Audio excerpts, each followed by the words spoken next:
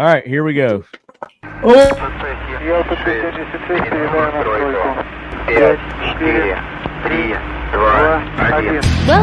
Season 6 of the Talking Lead AK Corner, presented by Pioneer Arms Corp USA.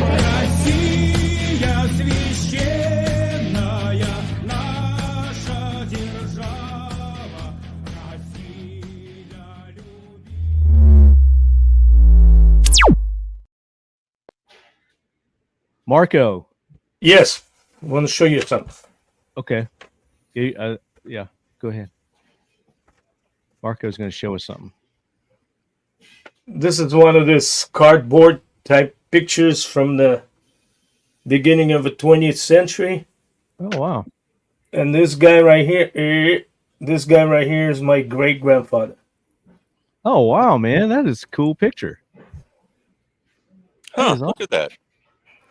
He served in his Majesty Laid Guard Signal Battalion in St. Petersburg. That is pretty awesome. That'd be, all I've got of my great granddaddy is the pistol that he used when he rode with Corntrail Raiders. I don't have any cool pictures. That's even cooler. That's cool. All right. I've got a toolbox for my great grandfather. That is awesome in itself because it shows on that you were respected enough to pass down the tools and stuff that provided for his family. Yeah, it's pretty sweet. See? Like my granddad who was like, maybe you can kill somebody. Again, the tools, right? Yeah, tools of the trade. That's true. Tools of the trade. Absolutely. So welcome in, AK heads. We are back with the June edition of the Talking Lead AK presented by Pioneer Arms Corps USA, ladies and gentlemen. And joining me today, we have from Pioneer Arms Corps, we have CJ Johnson. CJ, welcome in. Hey guys, only going to be here a short time. We got a lot of stuff going on this month, so I just wanted to come in and make sure I did some goodness for you guys, and then I'll roll out and let the subject matter experts work on this SKS stuff. There you go. And as he said, the subject matter, the topic for this episode is the SKS. And as always, we have brought in my co-host, the consummate AK guru, the author of the AK-47 book. He actually wrote the book on the AK. He has a couple books, Marty, not just that one. Well, this is the one that I love. But yes, he has a couple of books. He's working on another book. We can let him talk about that. Sniper rifles. I think you mentioned last episode you're working on a sniper rifle book. So Marco Vorbiv, ladies and gentlemen. Hey, you all. Nice to be here again. Nice to see everyone. Glad you got your technical issues worked out. Every time. I think the NSA is like just fucking with our communications because every time something goes wrong. Well, did you see what happened to Scott Ritter? No, what happened? They removed him off the plane. He was on his way to St. Petersburg for that economic forum. Yeah. And the SWAT-dressed people came on the plane, demanded his passport, and took him off. What the hell? Yeah. What's that all about? They said on the order from State Department. Oh, my goodness. More developing on that story. I guess we'll find out. Lord. Also joining us, ladies and gentlemen, this is his third time this year joining us. From Florida, it's Andre DeLue, writer extraordinaire. Happy to be here. Andre. Nice to meet my two good buds. So I understand that you've got a little SKS knowledge as well that you're going to be able to educate our listeners. Well, I've used it, and I've got one, and it's a fine tool. There's nothing wrong with it, except it's not fully auto, but oh well. Oh, well. So if you didn't get an opportunity, make sure you go to last month's episode of the AK Corner where we talked about myths and urban legends and wives' tales associated with the AK-47. That was a fun show with Marco and our good buddy Drew, who just he is a daddy now. He's officially a daddy. He had his baby.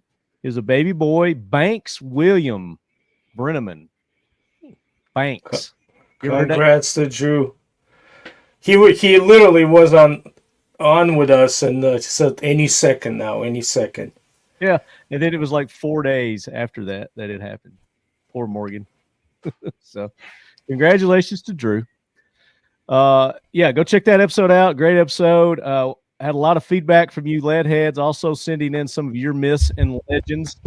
We'll read those on another episode, but appreciate all your feedback from that episode. This is going to be a great episode, but we're going to kick it off. CJ's got some announcements. As you guys know from the NRA episodes that we've been dropping, the Hell Puppy was released at NRA. Got the official look of the Hell Puppy. CJ, what's the latest on the Hell Puppy news? Well, the Hell Puppy's out there. You can buy it at Classic. You can buy it at Atlantic Firearms. We also got some distribution and stuff that we're going through with it. But we have the Hell Pup Pro out now. So the original Hell Puppy that we just sent out, it's a 7-inch barrel, and this is the shortest that you can make an AK pistol without actually having to go in and re-engineering it, because you have to adjust the rear sight block. You have to do new castings and everything else in that for the bolt to be able to ride through it. A couple of the other companies have some stuff out there where they do polymer tricks and everything to try to get the gun to go up in there.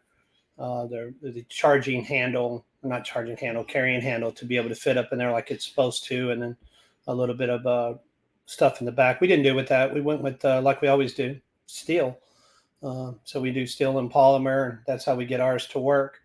But the unique thing is now the Hell Puppy Pros are coming with a sling release on the back of them. You can mount a single point sling on the back of it there. I don't know if you can tell. And then we'll also have a short Picatinny rail that'll be available as an accessory that you can bolt on the back of there. And, the rail could be used for anything that has a short Picatinny that you wanted to put on it. You'd be able to do it. So nice. These are Hell Pups. Once again, they're guaranteed, just like the rest of the firearms and stuff we have. They do come in this configuration here. So you do have the front rail system on it. We don't have an open system. Everything is closed off. They do have the rubber pads on them. They're perfect if you want to put a finger grip on the front of it to be able to fire with, and also with the sling adapter on the back, as long as you get it tight. And we have the slings also that you'll be able to get on the website. Very inexpensive. If you want to get it nice and tight and pull it out, use it like a lot of the operators and stuff remember using the MP5s without the stock on it. You can still get a good full push forward on and get it mashed up against you there to get you some nice fire for it. So we have these out there. The next big thing is we've had some blend guns, 5.56 guns. I know you guys are all liking the underfolders and everything else. Oh yeah. So we have our 5.56 guns. We have a big sale going on our website right now. So we have them set on there, and of course they're blems and it's cosmetic spots that we had to fix that we don't want to sell out to the dealer, because a lot of guys, once they go through distribution, they get your gun from the dealer and they pick it up and there's a scratch or something on it, and they think it's used, or so that they want to make sure that they've not had a gun that's been handled. So we have some that, factory imperfect guns that we get in with the blem, and we repair them so that they're not noticeable or barely noticeable. And we sell them on our website for a huge discount. We also have an emailer out there with a couple other code words on it. You know what, to Marty, what we're going to do for this Talking Lead edition, yes, when sir. It comes out, we're going to do a Talking Lead $20 off. So whenever you guys are seeing this, you're going to be able to go to the website and you're going to be able to take $20 off any gun that we have on there with the code of AK Corner. Sweet. So we're going to do that next week off with it. And additional $20 already off these ridiculously low prices right here. No, they're $50 to $60 off already. Yes, they are. And some more. Yeah, and we have and that's just not all the 5.56 guns. We're gonna do $20 off of some of the guns that we have on there that are clearance, that are almost at cost. And that's for lead heads today at AK Corner, and we're gonna do that whenever this is coming out. Marty's Marty's going to give me the day that it's getting ready to come out, and we'll have the coupon and everything 15th. else ready on the site. 15th. Okay, so we'll have that set up. We'll have that set up on the site just for the guns and stuff going out there on it. And remember, guys, we're no longer making PPSs or PM63. So what out there is all that's out there. And I believe you got our PM63s there. I believe our price is down to around 400 something right now. On the PM63s aren't on here. I meant the PPS 43. PPS 40. Yeah, you got them at $600 right now. It's a smoking deal. Yeah, we got some blim models and stuff that we've had back that had a few rust spots on them here and there that we cleaned up, and we're putting them out there. They're going to be around $400 on that one. What were you going to say, Marco? I was going to call you today for a 4 PM63s. I got an order. Okay, I'll get them out to you. I'll give you a nice discount on them. There you go. There's 4 less now in inventory, guys. So they're selling quick, and I'm going to get them too. So we're about out of PM63s, and we're not making them anymore. We don't have the PPS. We don't have we're about out of the PM63s too. Oh, okay. Yeah, because we're the ones that you find now in distribution or wherever gun shop, snag them up because we have very few left and we're not making them anymore. To the point if they want a PM63, do they have to go through the through your distributors, or can they contact you to get a PM63? They can contact our website and talk to our customer service guy and see what we have in. Sometimes we have some blim ones in or something, or we can kind of look and find a good blim for them to go out there. But we've already stopped production of the PM63, and we've already moved the dies and stuff off those machines and already transferred those machines over to doing other stuff. So we're done on that side of the house with them. And I doubt that they'll ever be back. And if they do, they'll never be back in any quantities that they're out there now. So good collector, something to think about. We're concentrating on our Hell Puppy line, our 5.56 line.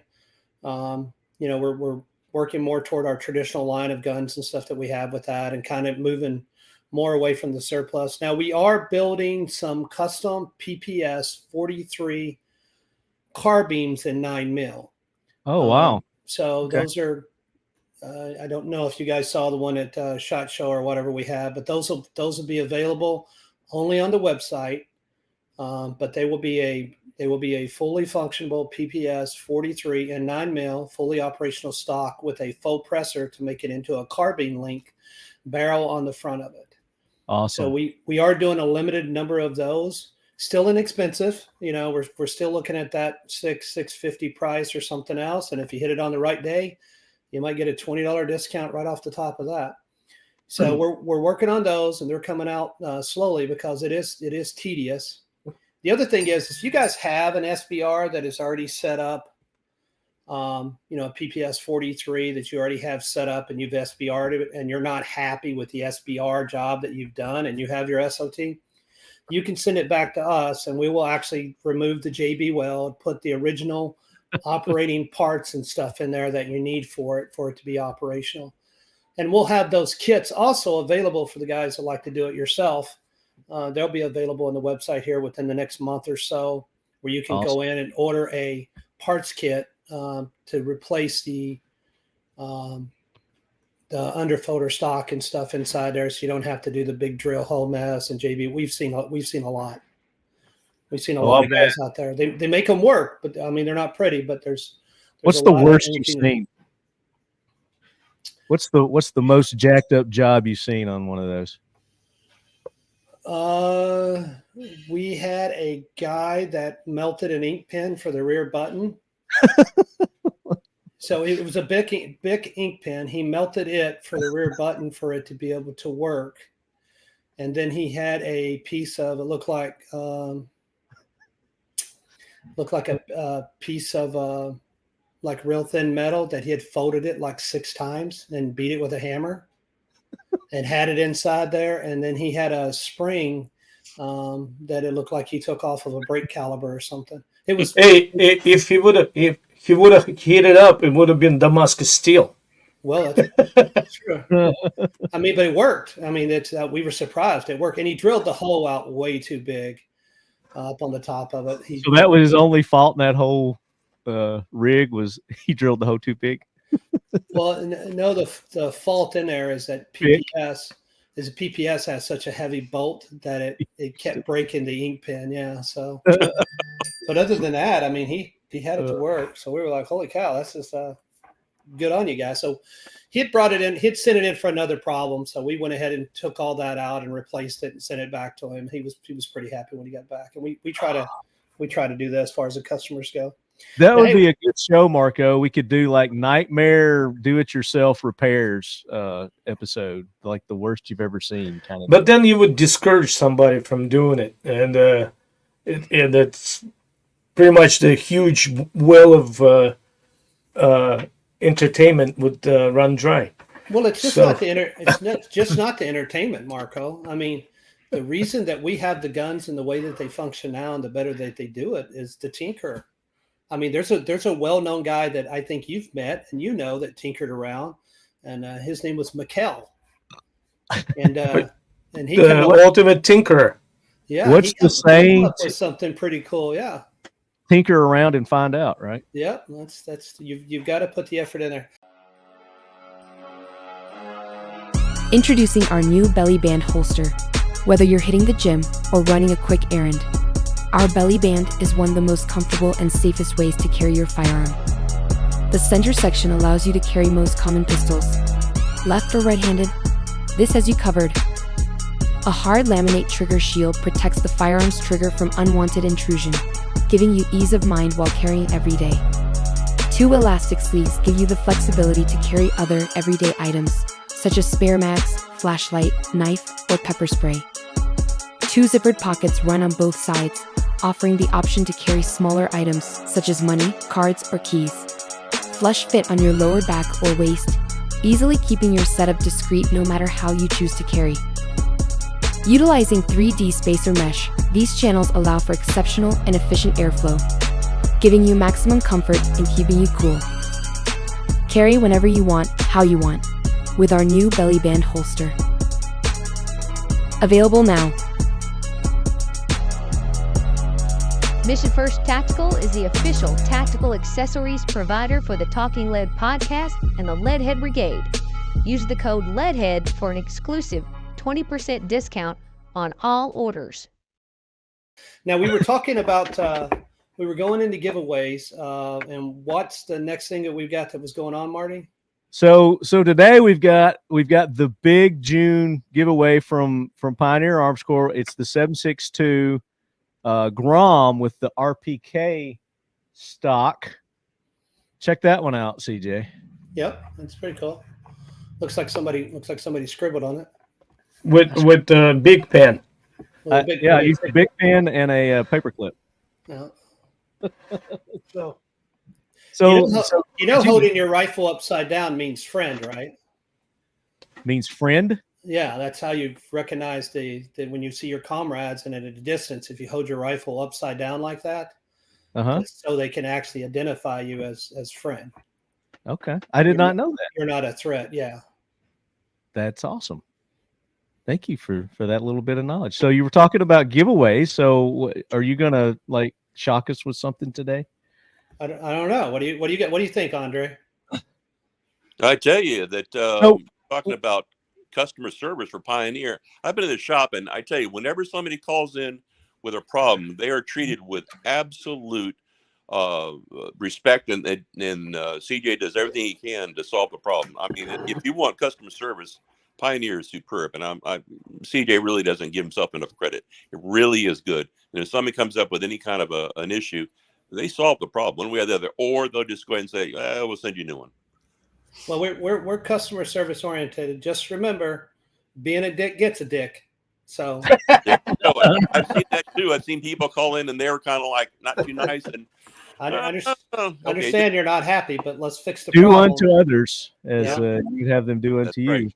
Now, also, CJ, in addition to the big giveaway, we've got our normal listener questions that we're going to be doing giveaways for today, and we've got a ton of participation for the SKS And then also Marco had posed a couple of questions last month's episode, and he's going to give away a copy of the AK-47 book.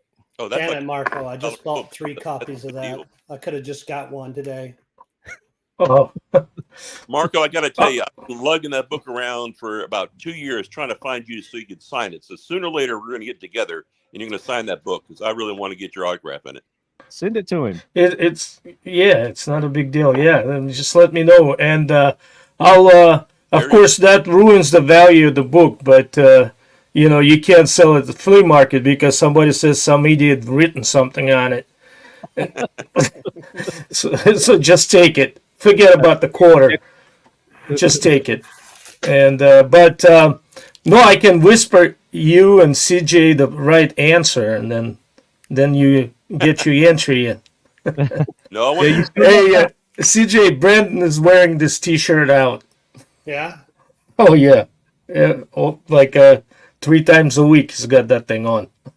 I'll have to send him. I'll have to send him a couple more so Mom can save on the washing.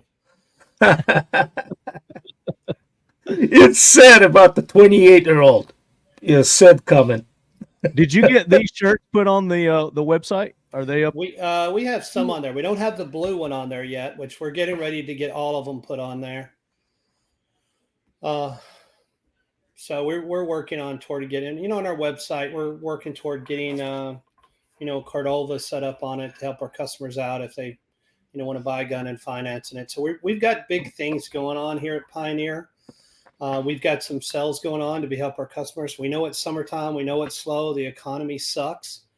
So we're doing stuff to be able to help these guys and stuff get into a nice product that they'll be able to use and reliable over time.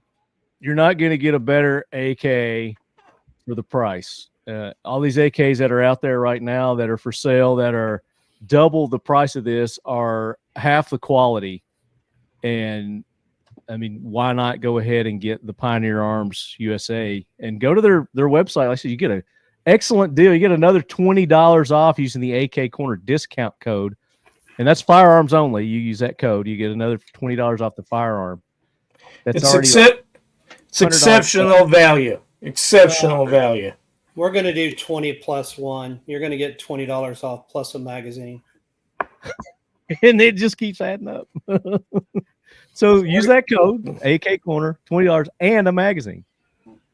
So we're gonna do that to make sure we take care of the customers and stuff, because that's really what all this is about. I mean, you've seen the plethora of guns that I have and stuff, and there are some really good old AKs that are out there that just continue to pound and continue to run, and I'm not going to take anything away from them.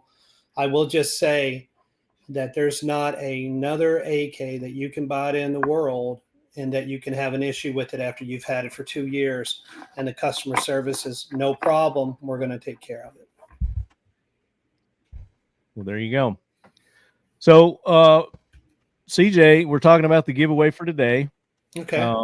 For the listener question giveaway, did you want to do something special for that? I don't know. Let me pull the one we're going to give away today so you can see. Yeah, let's take a look at it. If you've got that handy, that would be awesome. And this is what month is this? 6? This is the fifth gun we've given away on the show to listeners. This will be the 5th. It was supposed to be like we were going to give 4 away the entire season, and we've already given away 5. Look at that beauty right there. And we're going to include a top rail for it. So if you want to run a red dot on top, you can do that if you don't want to use the side rail. And I'm also going to include one of our elusive wood grips that we don't have a lot of anymore. Oh, wow. Those are beautiful. So you're going to get this. The RPK stock, I love the way that this thing fires. It's a nice, comfortable, relaxing gun. So I really like the way it fires. No, that's a beautiful gun, and that is going to be a one of a kind for who wins that today. It's going to have some special engravings put on it for you. So in addition to that RPK stock, that's going to be a one of a kind. You will be the only person to get a lead head AK Corner Grom in 762. in 762. Yep, it's all going to be nice and engraved for you. And we're going to announce the winner for those who participated. You have to participate. Got to be some participation here. Got to be some participation. And again, we don't contact winners. So if you don't listen and you're a winner and you don't claim your prize within a certain amount of time, guess what? It goes to somebody else. Somebody else. Going to go to Andre. It goes to Andre. I love Pioneer AKs. I mean, that Hell Puppy to me, I still want one of those. That's just beautiful. Hey, interesting true story. I don't know if this guy's a listener or not, but I've got our 6-wheeler up for sale that we had at NRA. Oh, you do? Okay. Yeah, so we put it up to sell. We're going to sell it. And some guy hit me up and said, "Hey, man, I did it on Marketplace, local guy." And he goes, "Hey, I know this is nowhere the value of it or anything else." And he says, "But, the one thing that I really got that I could trade or something else," he says, "I have an AK." And he said, "It's the best AK I've ever had." And he said, I really love the gun, but he says, the 6-wheeler would be so much versatile to me. And he said, "I know there's a huge difference in price, but you've got to remember that this gun is guaranteed for life." And I was like, "Oh, really?" And he was like, "Yeah, it's the Pioneer 5.56." And I said, well, I actually run the company, but thanks. You do have a good gun. That's hilarious. If you're the listener that did that, email. Obviously, he's not, because he would know that you were a sponsor. Because that's one of the questions for the trivia for the big giveaway, CJ. The questions to participate in this big giveaway were: there was a hat that you wore, a professional football team hat that you wore in one of our episodes. We asked for the team that was on your hat. Okay, that was one of them. Another part of that was what you just talked about, because we had mentioned it a couple of episodes prior to NRA, is that you were going to have a special vehicle there with a certain firearm mounted on it. That was part 2 of the question. And then part 3 of the question was when Marco and I came down to Florida, we did that episode, and Michael had joined us, and there was something on his microphone. And they had to tell us what specifically was on his microphone. So that was the question. So they go to 2 or 3 different past episodes to get these answers. Okay, well, and that's the big giveaway for what? That's for the 762 Grom. Oh, okay. Yeah. So everybody who participated in that and got the right answers, they're going to be entered into the drawing. So we're going to do a random number generator to pick the winner for those. So what are we going to do for July? Well, again, it was supposed to have been every 4 months. So, so if you want to do another big giveaway for July, we can do that. But I haven't come up with what they have to do for the July giveaway. Okay. I didn't prepare for that. Sorry. Oh. But we could come up with something. We could come up with something, I'm sure. We'll think about it. We'll come up with that. But after this one, the next big giveaway would be, what is this? June, July, August. So what, September? October, November. Yeah. So September would be the next big giveaway. Right. So that gives them time to everybody to get their entries in and do something. And we'll come up with something. So each giveaway progressively gets a little harder in what they have to participate to do. Well, I think the next big giveaway is going to be a Hell Puppy Pro sling mount, and we may throw a brace kit in there also. So it may be a braced Hell Puppy. A Hell Puppy Pro. Hell Puppy Pro. Okay. And I'm sure it'll get added to between now and September as to what all you're going to put on there and include. Sure. So something to think about, and we'll have more details for that in the next episode. We'll give you details on that giveaway. I won't be here next episode because I'm doing a little trip up to Alaska. I'm going to drive up there. Drive all the way up to the diagonally to the Arctic Ocean. Yeah. How many days does it usually take? Have you done this before? I think you have, haven't you? I have not drove to the Arctic Ocean before, but I'm going to. I'm actually going to take my time. You know, I'm gonna not drive 24 hours straight. I'm only going to drive. You know, I've got myself scheduled where I'm only going to do 10 or 12 hours of driving before I, you know, take a break. I've got a nice. Not planning on using any hotels or anything else. I've got a nice little off-road camper on top of the Yoda. Hey, if you guys see me and you flag me down on the truck, I'll put a picture on here for this episode. If you see me and flag me down and you say, "Hey, I saw you on Talking Lead," I'll give you a new AK. Just like that. It's just like that. So there you go. You got to know what he drives. You got to know what he drives. Oh, I'm going to show you. So You're we're going to make it easy. Yeah. So it'll be. And there's a lot of opportunities for you guys to spot CJ because he's going from Florida all the way to Alaska. So there'll be your front picture. Toyota Tacoma. Toyota. You got any special markings on there? There's the camper that'll be on side of it. Oh, it's a one of a kind truck. There'll be a tire carrier on the back of it, but it's a white Toyota Tacoma. It's got an ORU camper on top of it, designed black. It's got a couple of massive rigid lights on the front, and I'm one of the few people that actually have that bumper on it. But there'll be lights around it and stuff like that. And there's a Pioneer sticker or two on the back. And just flag me over and be like, "Hey, I'll have some T-shirts, some patches, and I'll get your name and information and stuff, and then get you an AK." Unless, of course, you live in Canada. You should get a big magnet with that. I have expected you driving that Xterra. With the thingy mounted on it. Well, the Xterra, for you guys that don't know, I have a 2000 model Xterra, and I built it up as a, you know, the world's not getting any better vehicle. We'll have to put it on here sometime. But we put a new motor in it, and we put a new transmission. Had 200,000 miles on it. We put a new motor out of a Nissan Maxim in it, with about 12,000 miles on it, and a brand new transmission. We brought a crate transmission for it, all new driveline and everything else. And then we camouflaged it.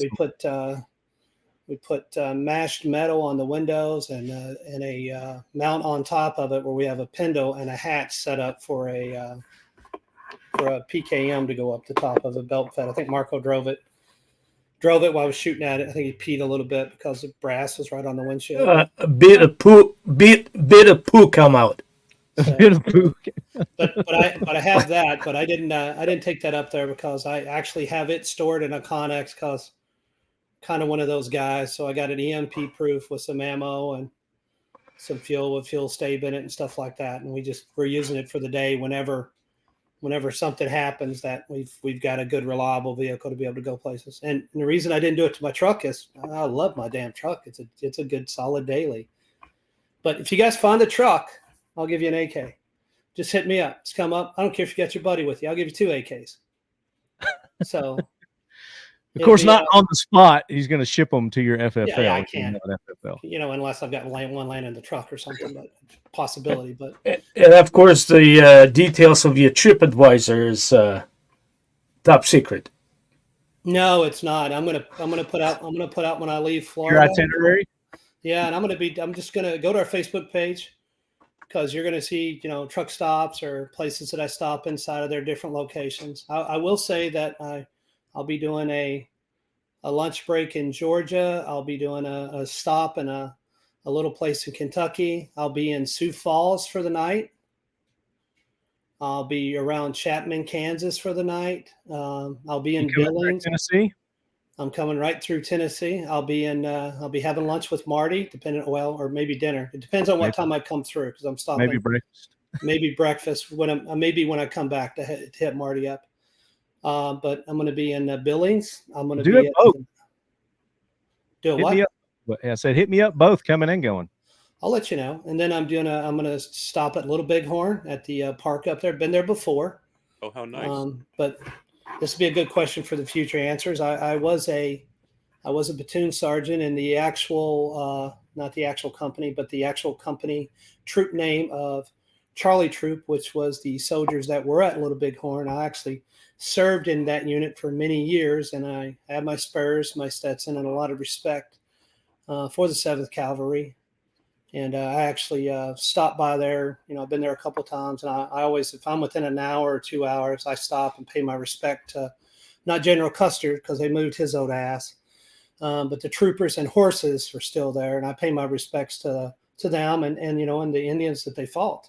And by the way, still on a reservation, we still ain't won it.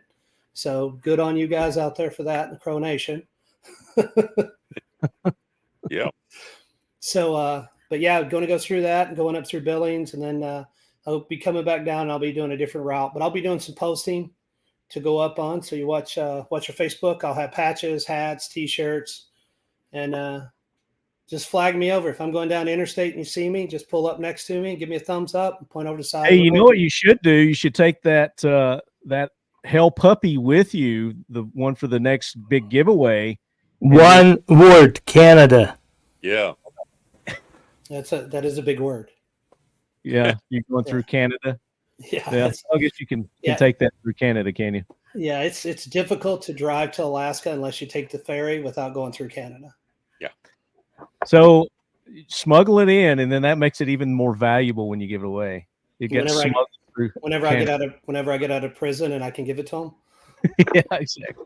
Yeah, which if they given 10 years for the guy mispronouncing someone, Yeah. can you imagine what they give to a person carrying a gun? But I will tell you this: my last trip that I had up there, I went up to Banff for a long weekend, and other than Toronto, I mean, it's a right country. I mean, you have Quebec and Toronto, but other than that, I mean, everywhere that you drive, it's axe the tax and fuck Trudeau. I mean, those guys are up there. And another little interesting fact about everybody talks about how great healthcare is and all this other stuff. Do you know that buying the most expensive part of building a house in Canada is not the land or the materials? 60% of the cost of building a house in Canada is off of permits to the state to go to the health fund. Taxes. Did you know that? So a 400 or for math purposes, $100,000 house you can build for $40,000, but it costs you $60,000 in permit fees, not impact fees, city fees, territorial fees, highway fees. Got to pay for it somewhere, right? Right, and I mean that's one of the things that they're doing, and it's just everybody is up there, axe the tax and Trudeau and everything else, and if you guys have never been to Banff is the Northern Rockies on the other side of the Glacier National Park. Absolutely beautiful. It's a wonderful city to go see. The country is beautiful out there. It's rolling plains, just like we have until you get over to the Rockies, and it's something as an American. And it's close. It's beautiful, beautiful landscape and scenery, but it's unfortunate it's in Canada. Well, you're right, but once you get into Calgary, once you get out of all of this east stuff over here north of Buffalo, let's say, once you get past north of Buffalo and you start going west, it's a totally different world. Sparsely populated. It is absolutely beautiful, and you should go. And if you haven't been to the national parks, guys, come on. Go to the national parks. There's nothing like grabbing a coffee and watching two black bears fight in the parking lot over a donut, outside of Glacier. It's just beautiful to go. And you're letting all these liberals from California and everything else take over our great national parks. They're turning them into yuppie havens. You guys need to go out there, wear your Pioneer shirts, wear your Talking Lead shirts, and go out there. Absolutely. And Marty, you remember the Wolf Jeep that I used to have when I worked with Wolf Ammo, and I had Wolf Ammo. Oh yeah, I think it was awesome. Yeah, I took that out there and was in Sequoia National Park, and some guy asked me what the wolf was on the Jeep, and I told him it was special ammo for wolves because the wolves had got so bad in California that we had to put them down, and that's what I was doing out there. And of course, which as much as they know about guns, they were all in. No offense to any people in California that are watching the show, but you know your neighbors. Your neighbors. Well, there you go. Well, let's do this, CJ. We're going to get into SKS. We're going to talk about SKSs, and we normally wait till the end of the show. Do you want to go ahead and give away the Grom? You want to go ahead and do that now? Sure. All right, let's do that. Let's do that now. So I'm going to go to our emails here. We'll bring out everybody who participated. So I went over the questions that got you eligible for this. So this is the June giveaway. And of the entries that we got, that we received, 1, 2, 3, 4, 5, 6, 7, 8 of you are eligible. So 8 of you got the correct answers. So again, the questions were, CJ's wearing a hat in one of the episodes. A couple episodes, I think you wore this hat. And what was the sports team was the question. CJ, what team did you have on your hat? The Tampa Bay Buccaneers. There you go, Tampa Bay Buccaneers. The second part in the same episode, no, that's not, well, I guess it was one of those episodes. We did an episode on camo, and our guest was Hank, and Hank had a book. This was like a 4-parter. I forgot about this one. Hank had a book, and it was about a certain camo pattern. I asked for what the pattern was and who the author of the book was. The pattern was the tiger stripe, and the book was Tiger Patterns, A Guide to the Vietnam War's Tiger Stripe, Combat Fatigue Patterns in Uniforms. And the author was Sergeant Richard Dennis Johnson. So that was the answer to the part 2. Part 3 was the Michael question. In the episode that we were on location, he had something on his microphone. What was it? And specifically, what was it? And it was a patch of the Grom Special Forces. So that was the part 3. And then part 4, at this year's NRA, Pioneer Arms was bringing a special vehicle to the booth. Name the vehicle and what will be mounted on that vehicle. The vehicle was a light airborne assault amphibious vehicle, and he had actually 2, but the one that he mentioned that he was going to have mounted was the PKMT machine gun. He also had double PPS 43s mounted on it, which was a surprise. That was pretty cool. So those were the answers. And of those, you go back here, 1, 2, 3, 4, 5, 6, 7, 8 of you got those correct.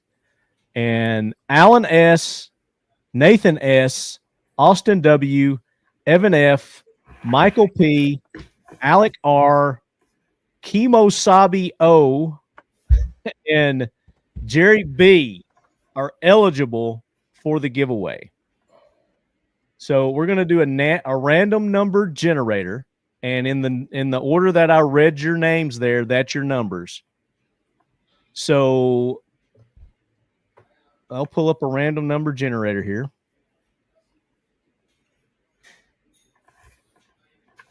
One through 8.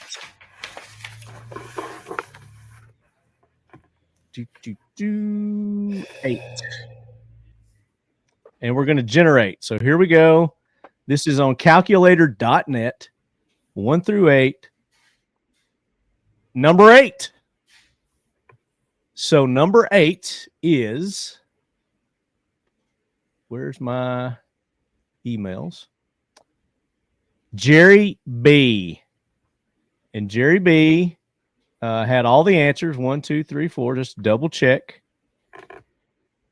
Tampa Bay, Tiger Pattern, Johnson, Grom Patch. Yep, he got them all. So Jerry B, you are the winner, and Jerry B's Jerry Black. So you know exactly who you are. You are the winner of that one-of-a-kind Grom from Pioneer Arms Corps. So there you go. There's our winner. Congratulations to Jerry, guys. Yay, Jerry. You'll enjoy it. That's beautiful, beautiful. We had about 30, 35 total entries, but not everyone got all of the answers correct. So that's how we narrowed it down to the 8. If you get all the correct answers, then you get in the pool for when we do a giveaway like that. So congratulations to Jerry. Email me, talkinglead@gmail.com, Jerry, and we'll need your FFL. And yeah, that's what we'll need. So there you go. There's the giveaway. What do you see? A squirrel, CJ? I'm looking for a certain gun to see if I had it on the wall here that I could pull it down and just say, maybe I'll just give this away in July. So, okay. Grab that Grom one more time just to show everybody what Jerry won. And this is what you get when you participate. Listen, this is what you win. Ladies. Absolutely. Dun, dun, dun, dun, dun, dun, dun, dun. Very nice. So thanks to everyone who participated in that. Again, it looks like July we're going to have another firearm giveaway. We don't know what it will be yet. I know what it is. You know what it is? Absolutely. And we'll tell you as soon as CJ tells us. Marco, you want to do your giveaway now? Or you want to do it after the SKS? Yeah, Marco. Did you get the answers? Let's see how cool your Mark giveaway is, Marco. So let's wait until CJ leaves, so I'm not embarrassed. You're not embarrassed. There's nothing to be embarrassed about. So you did one specifically for one listener. I'll do you if there's I keep forgetting his name, the bullpup guy. Yeah, that's right. If he did answer that question right, then I'll send him a book too. Okay. So he apparently he didn't understand the question, and we were going back and forth on what you were specifically asking, and it was pretty simple. I thought you were just asking what that German bullpup was. No. German. All right, I said what weapon that was configured in bullpup configuration was used during World War II in some limited success. Okay. And what's the answer? The answer is German FG-42. However, that being German, they actually solved or tried to solve the biggest downside to bullpup configuration. So instead of putting a magazine under the armpit, right, they put it on the side. Okay, so it makes it easier to reload. Okay. I mean, when you're in prone position, especially. I don't think I've ever seen a bullpup with a side loading magazine. Well, look at FG-42. Let me pull it up. Let me pull that up. So of all the bullpup configurations, and I know how much you love bullpups. Right. You're saying that not a day goes by that I don't think of how much I love it. You think we should make a bullpup, Marco? Right now, I'd say yes, of course, but then when nobody's looking, I tell you, don't you dare. Don't. Just dare. Don't do it. And what was it? Just say no.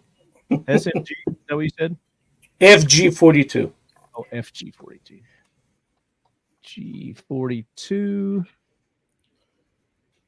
Yeah, that was made for the German paratroopers, wasn't it? Correct. Yep. Yeah, Luftwaffe. A full power 8mm cartridge, so that must have been a handful to shoot. Actually, it's not that bad, but it's.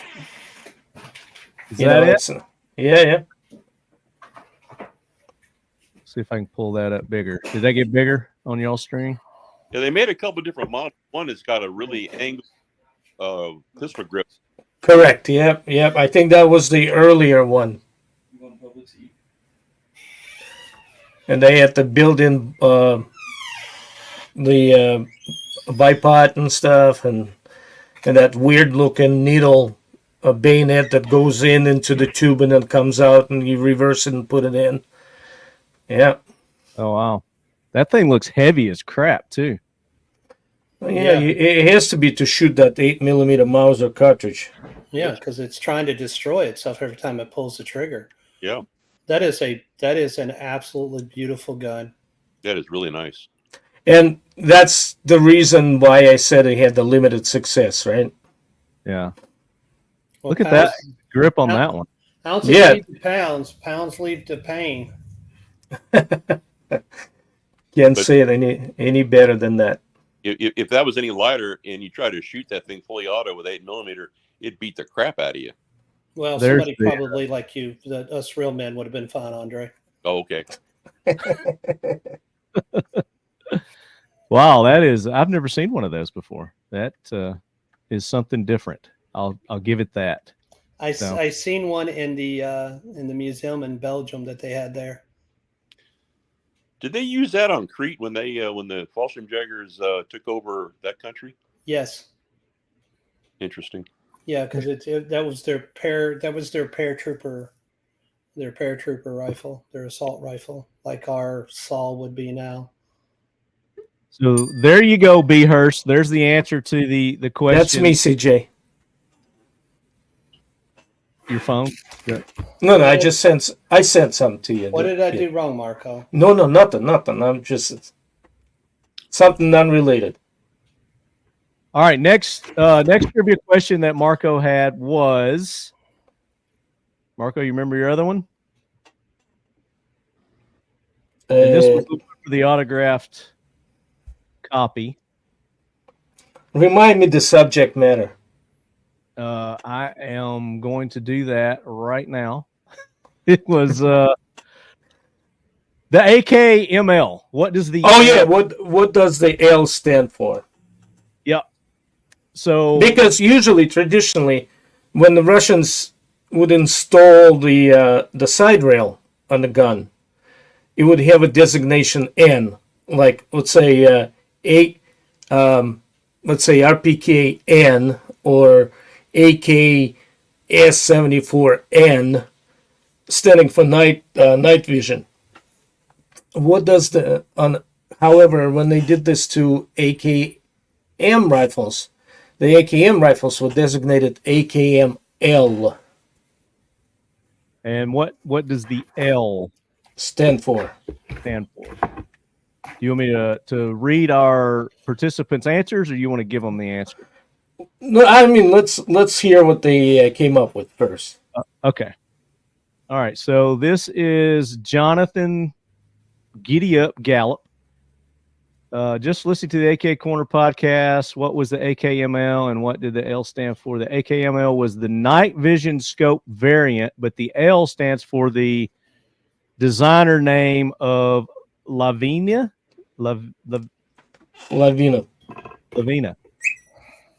So that's Giddy Up's FPS Murdoch says, damn, that was a hard question he asked, but here's all I could find. Rifle using MPS3 sight and mounting the special long style birdcage flash hider attachment. So that's his guess. Yeah, but what does the L stand for? Okay, he didn't. But he described exactly how it Wikipedia says. Right, but he didn't say what the L. Tristan Hayden says, I hope you're doing well. I'm the lucky winner from the last. Oh, wait, this is something else. Did you get in touch with that guy, CJ? Just Tristan, hey, he won the last month's PM63. Yeah, we already shipped it. Okay, good deal. So Tristan, be looking for that. It's in the mail. Should have already received it. Pierce Taylor. We'll talk about it later. AKML has the Warsaw Pact rail, which is heavier than the rail found on the AKMN. So he didn't say what the L stands for. Jody Garcia, from what I saw, the L stands for Lavina. Correct. That's a designer's name. So those are the ones that came in with the correct subject heading. If you didn't put the correct subject heading, I didn't find your submission. So if you submitted it and you didn't put the exact subject heading, I didn't find your email. So those are our submissions. So what was the correct answer? That was the name of the designer, Lavina. Lavina. So we've got Jody that got it right and looks like Giddy Up. So how do we want to pick the winner there? It's only Random. two. I'll send 2 books. So 2 winner. There you go. So Giddy Up and Jody Garcia. Email me, talkinglet@gmail.com. Need your address. And no FFL for this item. No, and I'm really disappointed. I thought I had to choose like amongst hundreds of AK enthusiasts. Well, we may have had more entries, but if they didn't put the right subject, then I didn't get it. So sorry. You got to listen to what I say. I get so many emails, and I look for a specific subject in the emails. So Whiskey River Beef, farm to table with a twist. Come along with us on a quest towards achieving self-sufficiency in food production and fostering a robust local food source to promote good health. Stock up with premium Tennessee beef, unparalleled in flavor and tenderness. You can be confident that you're receiving beef with no added growth hormones or implants. Always pasture-raised, locally USDA processed, and shipped straight to your home. Whiskey River Beef is grass and whiskey mash fed and finished, and is at least 14 days dry aged to enhance the tenderness and give you the most robust flavor imaginable. Go to whiskeyriverbeef.com today to order. Visit us on Instagram at Whiskey River Life and on Facebook at Whiskey River Beef LLC. Whiskey River Beef is a proud sponsor of the Talking Lead podcast and the Leadhead Brigade. there you go. So for July next month, we're going to give away a 5.56 rail collapsible stock rail gun, and this is going to be Marco is going to be giving this away next month, and Marco's going to be deciding who gets this. Okay, but So how? Well, that's an honor. Well, that's for Marco and Marco's questions or however else, but it'll be the giveaway from Pioneer, basically from Pioneer to Marco, out of respect for Marco's service and just his friendship and knowledge and stuff that he's done to the AK organization and everything else. It's really respected. And then we're going to let Marco be the presenter of this to whoever he decides gets this gun next month. Hey, CJ, do you want to send me that stock and I'll sign it if you want? With the silver paint?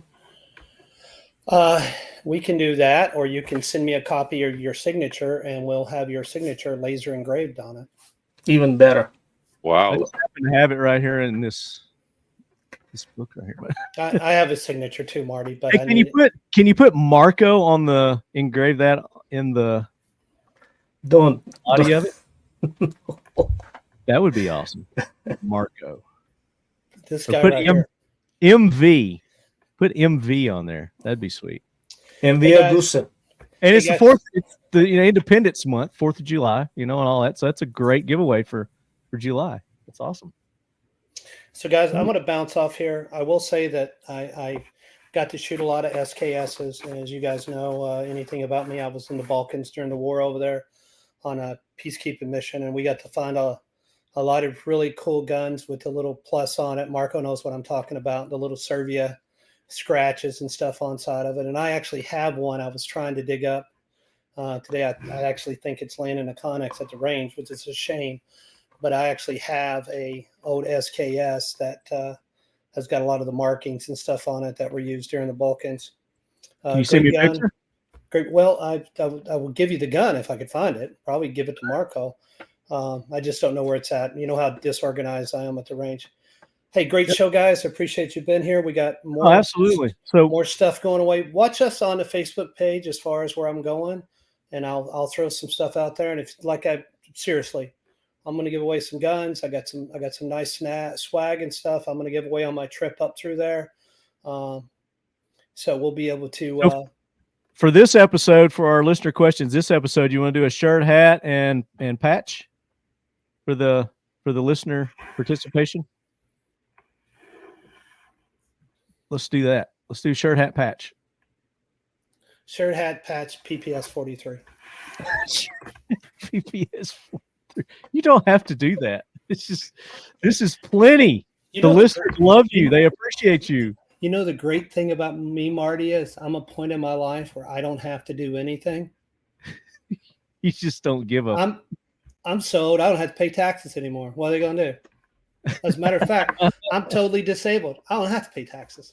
The only thing I got to do is die, and ain't nobody getting out of this alive anyway. So.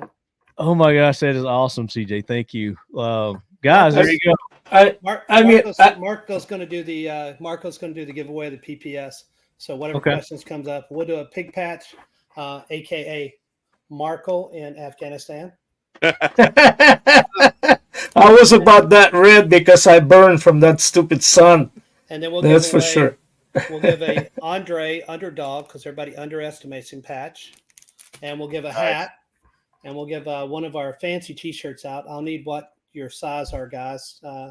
We kind of catered to bigger size shirts this time because some AK guys are big. I got all the small ones, so there you go. So just do that. Marty's going to shoot me a list of who it is. We're going to get you out a PPS 43, and who knows, we might turn that PPS 43 into a carbine. Nice. There you go. CJ, thank you so much, guys. Make sure you go check out the website. CJ, your generosity is legendary. I mean, I don't think I have anybody that generous in my life. So. Me either. Well, we're going to have to fix that. So make sure you go to Instagram, you PM them, let them know how much you appreciate them being sponsors of this year's AK Corner. Go to their website, sign up for the mailing list once they get that. Facebook, follow him on Facebook for his travel from Florida to Alaska. And we'll give you updates on that too on the show. Would not be cool if CJ you travel and then it just so happens we have the podcast and then you dial in from wherever you are in the world? Yeah, we could probably make that happen. I'm getting for you guys that are on the fence on the Starlink satellite system. I'm going to get that, put it on the vehicle on Roamer, and we're going to see how it goes because I'm going to some pretty remote areas where there's no services or satellites or anything, and I'm going to see how that bad boy works. Cool. Cool beans. And when you get back from Alaska, I'm going to bring the lead sled down, and we're going to get some work done to it. We're going to turn it into the Xterra that you did, something along those lines. We'll do that. We'll get a wrap put on it. We'll get it all set up. Sounds good. CJ, thank you so much. What are you going to mount on it, Marty? Is like a Ruger 1022 or? I was thinking about, maybe one of those, what's the bricks that people buy that are like $100? The life card. I was going to put a taser on it. Oh, what's that cheap ass gun? No, we're going to mount the twin PPSs on it. Those two 9mm 43s. We're going to mount that onto it, so you'll have twin 43s. Right. With the joystick control. I don't do electronics, so whatever. Yeah. They can be hacked. All right, CJ, glad you're feeling better, and we'll talk to you soon. All right, Marty, make sure that you give me updates on the names for these people and the email and stuff. And if I don't get right back to you, hit me up again because I don't email. I'll call. Especially with the codes, so we can get those codes on there so customers can go in and get that $25 off plus 2 magazines. Is it $20 or $25? It went from 20 to 25 plus 1. Now it's from 20 plus 1 went to 25 plus 2. Yeah, I got to get off here before we lose money. So 25 plus 2. AK Corners, we'll give it to you again, Leadhead. So CJ, thank you. Go rest. You got to be tired. Guys. Andre, I'll see you in a day or two, my friend. Okay, you take care. All right, CJ. Marco, I got you taken care of. You saw the text, right? Yeah, yes, sir. All right, Marty. Thanks, guys. Thanks, yes, sir. Thank you. Adios. All right. All right. Woo! I mean, that's a whole show in of itself, and we haven't even talked to SKSs yet. Oh my gosh, amazing! CJ is unbelievable, and Un- every day I know him, I feel better as a human being because what a great friend, He just is. outright friend. He's one of the and greatest people I've ever had the pleasure to meet. Yeah, he sincerely appreciates all you listeners, all the feedback, the business that you send their way. I mean, you can see how much he appreciates it, because the more you give, the more he gives. Well, I tell you, the people that don't know CJ, get the book Carnivore and read it, and then you'll have a better appreciation of where he comes from and what his background is. And it is phenomenal. It's not just a little bit of neat stuff. It's like a whole lifetime of service, and it's not come without cost. He's been blown up, shot, had head trauma. I mean, he has done everything and has had everything done to him. Been nuked. Yeah, He's yeah. nuked. And yeah, he's one that told me that yeah, everything that doesn't kill you just makes your life a living hell for the rest of your life. So yeah, he's done and been there and done that, and has the scars to prove it. So yeah, read his book and you'll understand him better. Yeah, that's a great point, Andre. And you guys can go to Amazon and just look up. Is it just Carnivore? There's like just Carnivore. Yeah, yeah. Dillard Johnson, I think is how they have it on the Amazon. So there you go. Yeah. Oh, there it is. Hold on. Hold it up. I'm going to zoom in on you. Yeah. Very nice. That's what it looks like right there. Yep. Hang on a second, just not to be. Oh, go ahead. And that is a great read. It is. Yeah, Jim Tarr did a good job writing the book, so I give him a plug too. Yeah, Jim Tarr. Yeah. It's hard to mention. It's hard to imagine what he looked like, being younger. Oh my God! It was like some MMA fighter right there, didn't he? Wow. Yeah. One of the deadliest American soldiers in history. Nice book. And some of the stories in there, some of the ones that he has in the book that I've sat around, we talked about, and they are so funny. He had me in stitches about some of the stuff that they did while they're in combat. I mean, it is hysterical about some of the things that happen in combat. Well, it's like, hard to think combat as being funny, but yeah, some of his stories is beyond hysterical. The hand story is the one I always appreciate. You know what I'm talking about? Not the lion one. That's a good one too, but the hand one really is a good one. I like it. Hang on, I'll be right back. Okay. So Marco is going to be back. He's going to go get some kind of surprise there.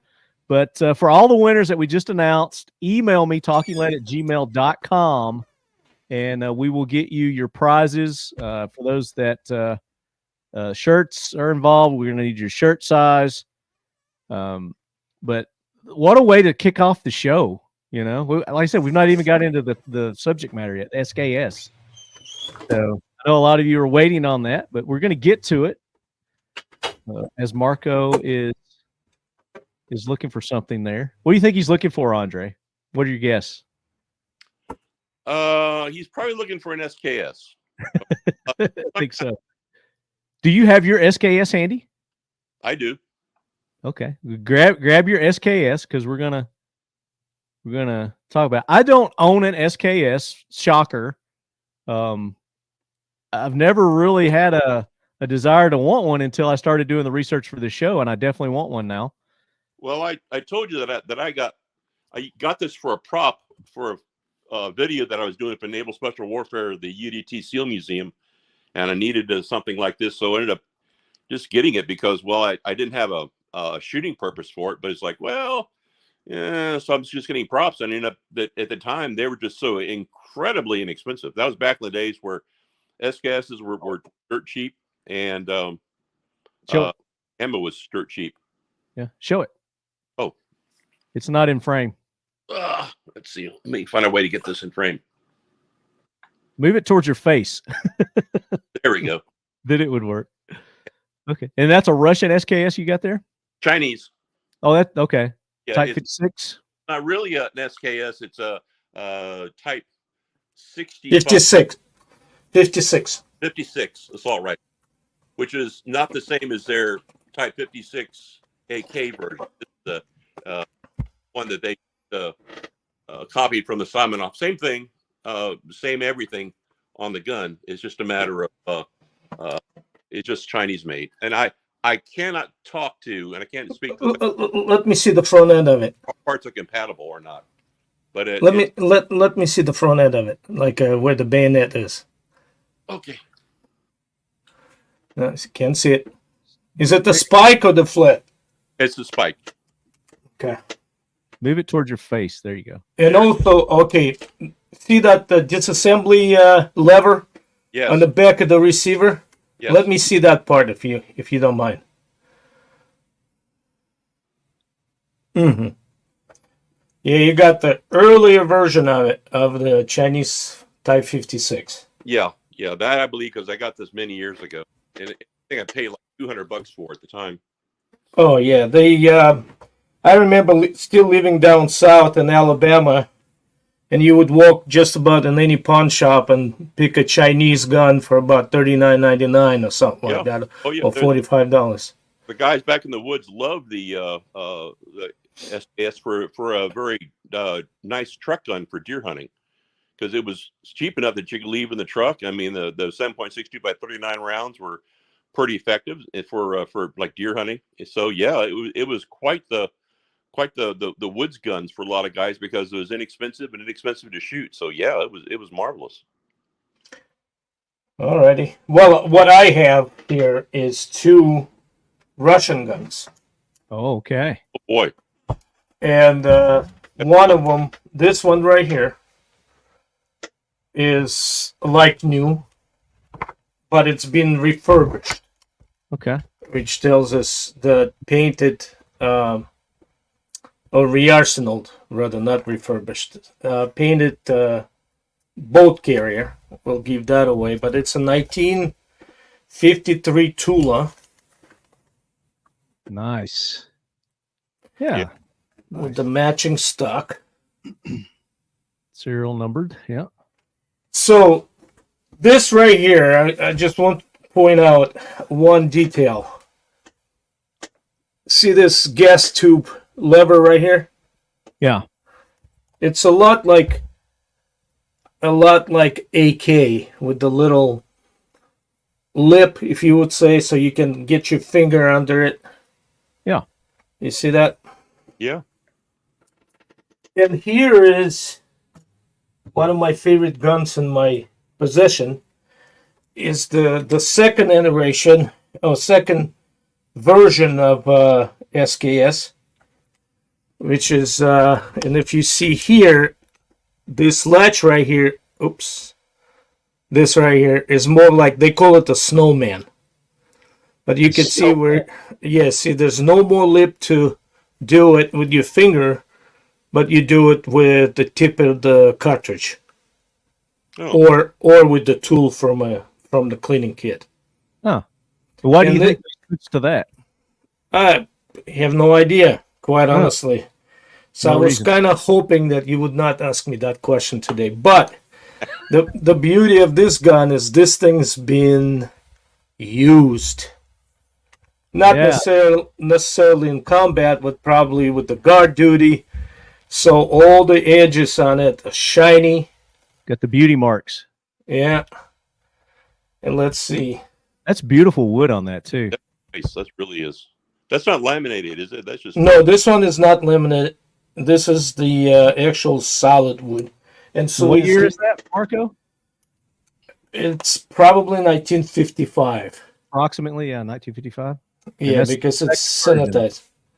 It's the second version, right? So anyway, we'll talk about it once we get into the history of the gun. Let's get into it. We've kind of shown what we're going to be talking about today. We've shown a Russian and we've shown a Chinese, which the Chinese, I guess, are probably the more prevalent that you would find over here in America because they produced them longer, more of them, I guess, than the Russians. And well, I don't know. I don't know about that because you could, going back into the early '90s and stuff. I mean, they were bringing the Russian guns, and I'm not sure it's from Ukraine. I would assume, like in droves. So you could get a Russian SKS. In fact, I bought my Tula 1955 like new SKS from a pawn shop in Montgomery for $200 back then. how long ago was that? That was like in 1994, 1995. Okay. And they've considerably gone up in price Oh, absolutely. since then. Absolutely. What are they nowadays? About 600? The Chinese ones are going upwards of 600, but the Russian ones are touching 1,000 or Yep. better Yeah. if you're lucky enough to find it. And there are other versions, other countries made them, but I think we're going to concentrate mainly on those two this episode because we could spend, hours and hours talking about all the different variations and whatnot. So let's do that, Mark. You want to get into the history? Sure. Andre, unless you want to start, if you want to.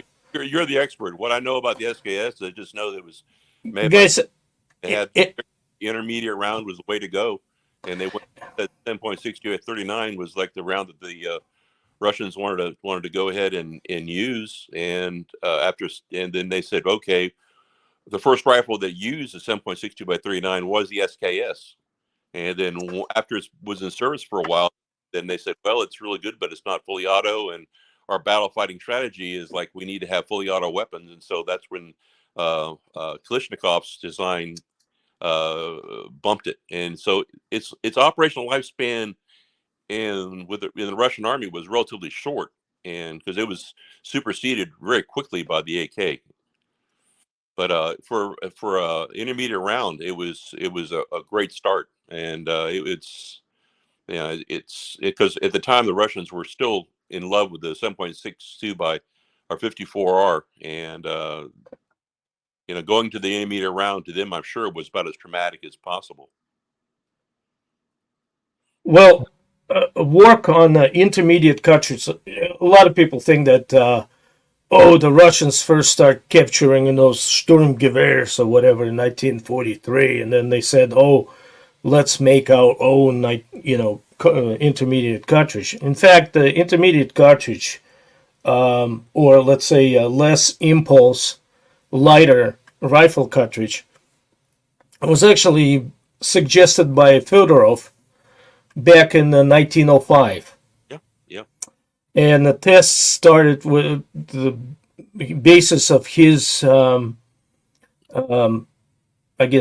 hypothesis was the copious amounts of Japanese 6.5 Arisaka rounds that the Russians captured during the disastrous Russian-Japanese War in 1905, where Russia managed to lose just about all of its navy, including the Baltic Fleet, the Northern Fleet, and Black Sea Fleet, all in naval battles with Japanese.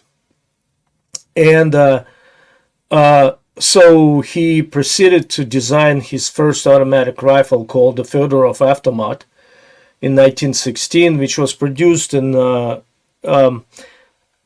for Russia in the small quantities, but for smaller countries, in ample amounts, like a 400,000 or something like that. But because they were very effective. Those automats troops liked them, and however, the two things contributed to not developing it further is World War I and the lack of a Russian manufacture of 6.5 ammunition. So Tsar didn't want to finance the construction of another ammo plant just to supply that type of ammunition, And when the Bolsheviks toppled, well, actually, when Tsar Nicholas abdicated in February 1917, and then, which followed by October revolution, Bolshevik revolution, Bolsheviks just didn't have the money to continue to produce an expensive weapon. So that kind of died out, but nevertheless, after the Soviet Union industrialized and in the 30s was becoming the industrial power, they did revisited the possibility of, developing an intermediate cartridge, something lesser, 7.62 54R, or full rifle cartridge. And of course, in that effort, they wound up selecting the Tokarev high velocity pistol round, which is 7.62 by 25, and developing a bunch of weapons able to shoot it in full auto, creating what they call a thickness of fire that was necessary for infantry squad to create. So it was a machine gun, SVT, semi-automatic SVT rifles, and then a bunch of those are PPDs and PPSHs. That was the armament of a Soviet squad going into World War II. They were in process of rearming, and then, of course, the World War II happened in Great Patriotic War happened in June 22nd of 1941. So the armament effectively rearmament didn't happen. However, the idea of an intermediate cartridge started way before the World War II. So now moving on, there's a reason why it takes time to develop the cartridge, right? It takes time to design it, design the powder, the projectile, the casing itself, the whole 9 yards to create the actual cartridge. And so it's multiple people involved in creating it, a team of designers. There's a reason why 7.62 by 39 cartridge is called M43. Right, so it was adopted as a cartridge in 1943, which means it probably took them a couple years to come up with that particular design. So now that they have a cartridge, they in 1944, actually in the end of 1943, they announced a contest, like a tender, right, for competition, to design 3 weapons for infantry squad. So what did the infantry squad, Russian infantry squad, or Soviet rather, used back then? So there was fully automatic subguns like PPSH, or they call it an automat, right? Mm-hmm. Then there was a carbine, which is M38, and then later M44 carbines, which is the Mosin carbines, which is a great gun, but it kicks like a freaking mule. And there's an anecdote pertaining to the M44 and SKS, maybe pertaining to my father, actually, who had a chance to serve with both back in the 50s. And so anyway, I'll tell it a little later, but moving on with the history. So, and then there was a machine gun, and the DP-27 machine gun, although the Stalin's record player, it's doesn't require, it's not a crew operated gun like MG34 was, right, for Z Germans. But this was one individual could control that gun. Obviously it had the downfalls in the way of the time it takes to reload that 47 pancake magazine, and then carrying those things, and then the gun itself was just immensely heavy. You know, it's a heavy gun. I have one, and every time I lift it out of or take it out of the safe and stuff to go shoot, I'm like, how I can try to picture myself. We shot it in Florida. When you yeah, that's right. I had it. Yeah. So I'm not. Some reason I can't hear myself, but anyway, we can hear you. All right. Well, good. And so it's a heavy gun, right? You remember lifting it? It's but it's kind of handy. It's kind of smallish, compact, but and it played its role in defeating the Nazis. So anyway, the contest was issued for developing 3 guns at the same time. It was automat, or the main battle rifle. It was a carbine, and it was a light machine gun, all chambered in 7.62 by 39. And as we all know already, that in 1947, the AK was adopted as an automat, as a battle rifle. But prior to that, RPD-44 was actually developed by Degtyaryov. And a lot of people like that gun. But so it's a belt-fed, had a 100-round, you can't really call it a drum magazine. It was more like the belt holder, right? That cylindrical thing hanging under there. It was also a little piggy. It was kind of heavy, but it was extremely reliable. It did not make a lot of people say, oh, some prototypes were in the war. No, they weren't. They were not in the war. But it was, in fact, adopted and approved at the end of 1944, hence the RPD-44. And then, of course, there was an SKS, Simonov design for carbine, which is SKS-45. Now, the SKS-45 design, its prototypes, were actually sent to frontline troops, and they were not chambered in 7.62 by 39. They were chambered in 7.62 by 54R. So basically, Simonov actually had a AVS 36, like a full-size semi-automatic rifle, which he borrowed a lot of design features and placed them on the SKS.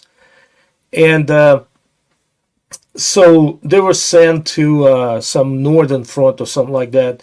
By that time, the Russians already crossed into Germany, and they sent very few equipped, maybe a company-sized unit, just to get the feedback, to see what that, what it meant.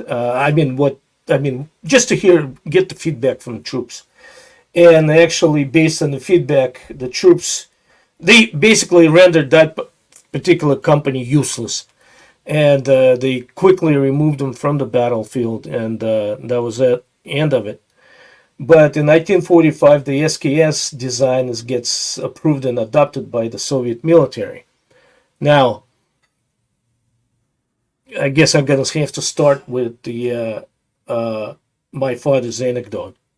Okay. So I took him to Civic Center Gun and Knife Show that we had, seemed to be like every other month in Montgomery. And my father was visiting at that time. And I took him, and I thought it was a unique opportunity, right? So, and remember, it was a time of milk and honey, or I should say, time of all kinds of Mosin and SKSs in the country, right? So we're walking by between those tables, and I see the table is just full of M44 carbines, like maybe 10 of them laying there. And Wow. and then my father and I walking, and I'm closer to the table, so I keep on yanking on his elbow, and I said, Dad, look, it's the gun you served with. And my father literally didn't react to any of this. He kept on going with this stoic face, with like a granite or marble face, and just going right by, didn't even turn. And And I thought it was strange. I was like, okay, whatever. Maybe he didn't hear me or something. And then we come up to a table, literally, maybe a few couple vendors, further down the aisle. All of a sudden, there's like a bunch of SKSs. And my father immediately, like a freaking magnet, went and attached himself to that table and picked up the gun. And all he could say was like, "This is the machine. This is the machine." Like referring to like a Zinger sewing machine that was considered to be the measurement of mechanical achievement. Like it's the pinnacle of a mechanical design, right? Yeah. A machine, and he starts just holding it and stuff. So that's when I realized I gotta go and buy one, just so he can shoot it when he comes. So I asked him later that day, maybe the next day. I said, "What was that? I mean, you didn't want to look at the M44?" And he goes, "My first 6 months," and he served on the island of Sakhalin there, north of Japan. And he goes, "I was in charge of sighting in all of the regiment, and it was anti-aircraft missile regiment carbines. And traditionally, carbines were designated for like artillery crews, for anti-aircraft crews and stuff. That's why that contest had the carbine segment in it. And so he sighted those M44s. That was his job, to go to Armory and sight them all in. And, they got those epaulets or shoulder boards, right, in the military. And the Russian ones, as closer to the neck, had a little brass button. And he says that freaking button was flat as a pancake against his clavicle from those freaking M44s shooting that. So he originally was going to serve 2 years mandatory service. And then when they already took him off the island into mainland by Baikal Lake, and they were ready to pack their stuff and be discharged, they threw in another year on him. So they just announced, like, yeah, he might as well just unpack. And the units on the mainland were already being rearmed with SKSs. And so his gun that he finished his service with and served for a year was an SKS. And he, in contrast between the kick and mule and the gentle touch, almost velvet touch of a SKS recoil, he obviously fell in love with the gun. My husband is always trying out new gun cleaners, and I'm telling you, he's never landed on one until My now. husband is always out shooting, which means he always has to clean his guns.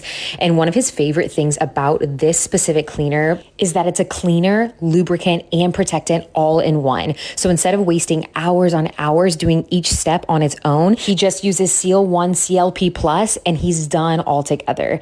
It has gotten them so squeaky clean. I mean, look at that dirt. We're obsessed, and you will be too. Go to the website to check them out.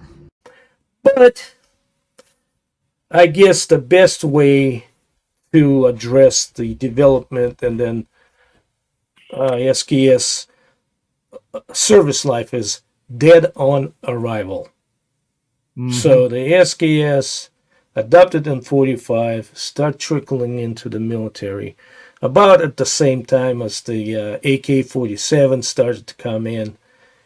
It was rendered useless. And the reason for that is obvious. I mean, anybody that deals with the modern guns, and the SKS, the AK was lighter, smaller, niftier. There's a folding version of it. It had detachable magazines that held 30 rounds instead of the 10 rounds, and then the stripper clip fed internal magazine. And it was the SKS was really marginally more accurate than the AK. And a good shooter with AK could probably score a better, same scores shooting an AK versus the SKS. And though it's easy to fall in love with the design and the configuration of SKS and overall feel. I mean, when you pull that bolt back and it just, you know,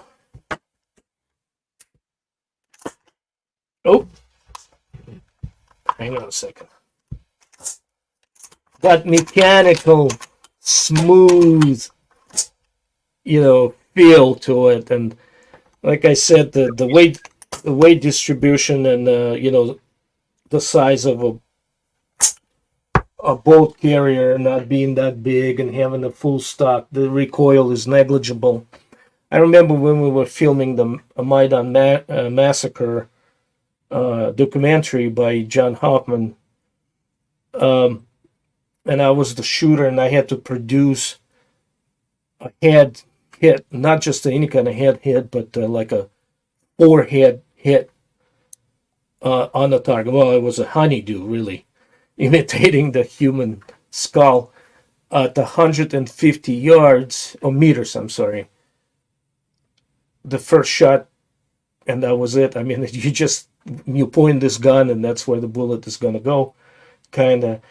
And so, no, it's definitely an awesome gun, but like I said, it fell behind times. Let me ask you this. Did they produce an auto version of that, or was it all only semi? There was no requirement for automatic version because automatic rifle or automat already had that. So it was always produced as a carbine. Yeah. However, when they were selling for $39.95 by a dozen or whatever, and back in the 90s, there was an infamous incident or thing on the interwebs, early interwebs, and you know, through the forums and through the you know, ear to mouth or whatever it's called, by that some of the SKSs would go full auto and shoot the 10 rounds like when you pull the trigger, but it was more of a defect rather than actually by design. So what Chinese free floating pin? Yeah. That Right. is the free floating firing pin. If that got jammed, it kind of slam fired. But I know the Chinese had they stuck with the SKS, their Simonov design, and they actually made a 30-round magazine select fire weapon to replace the SKS, and that was not really successful.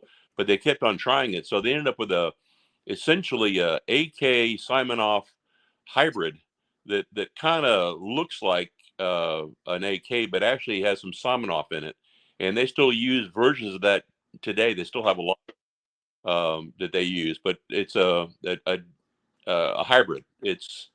But they still use a lot of the Simonov. They still have a lot of the ones in stock over there that they have a big army, so they use a lot of that stuff.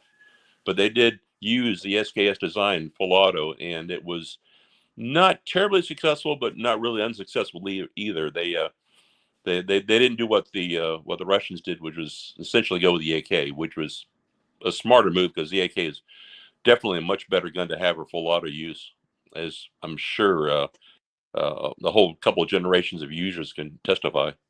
Yeah, and we didn't talk much about Simonov there. You got anything special about Simonov that you want to point out, either of you?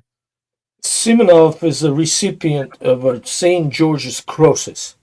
So he was a military person and in a Tsar's army before he joined the Bolsheviks.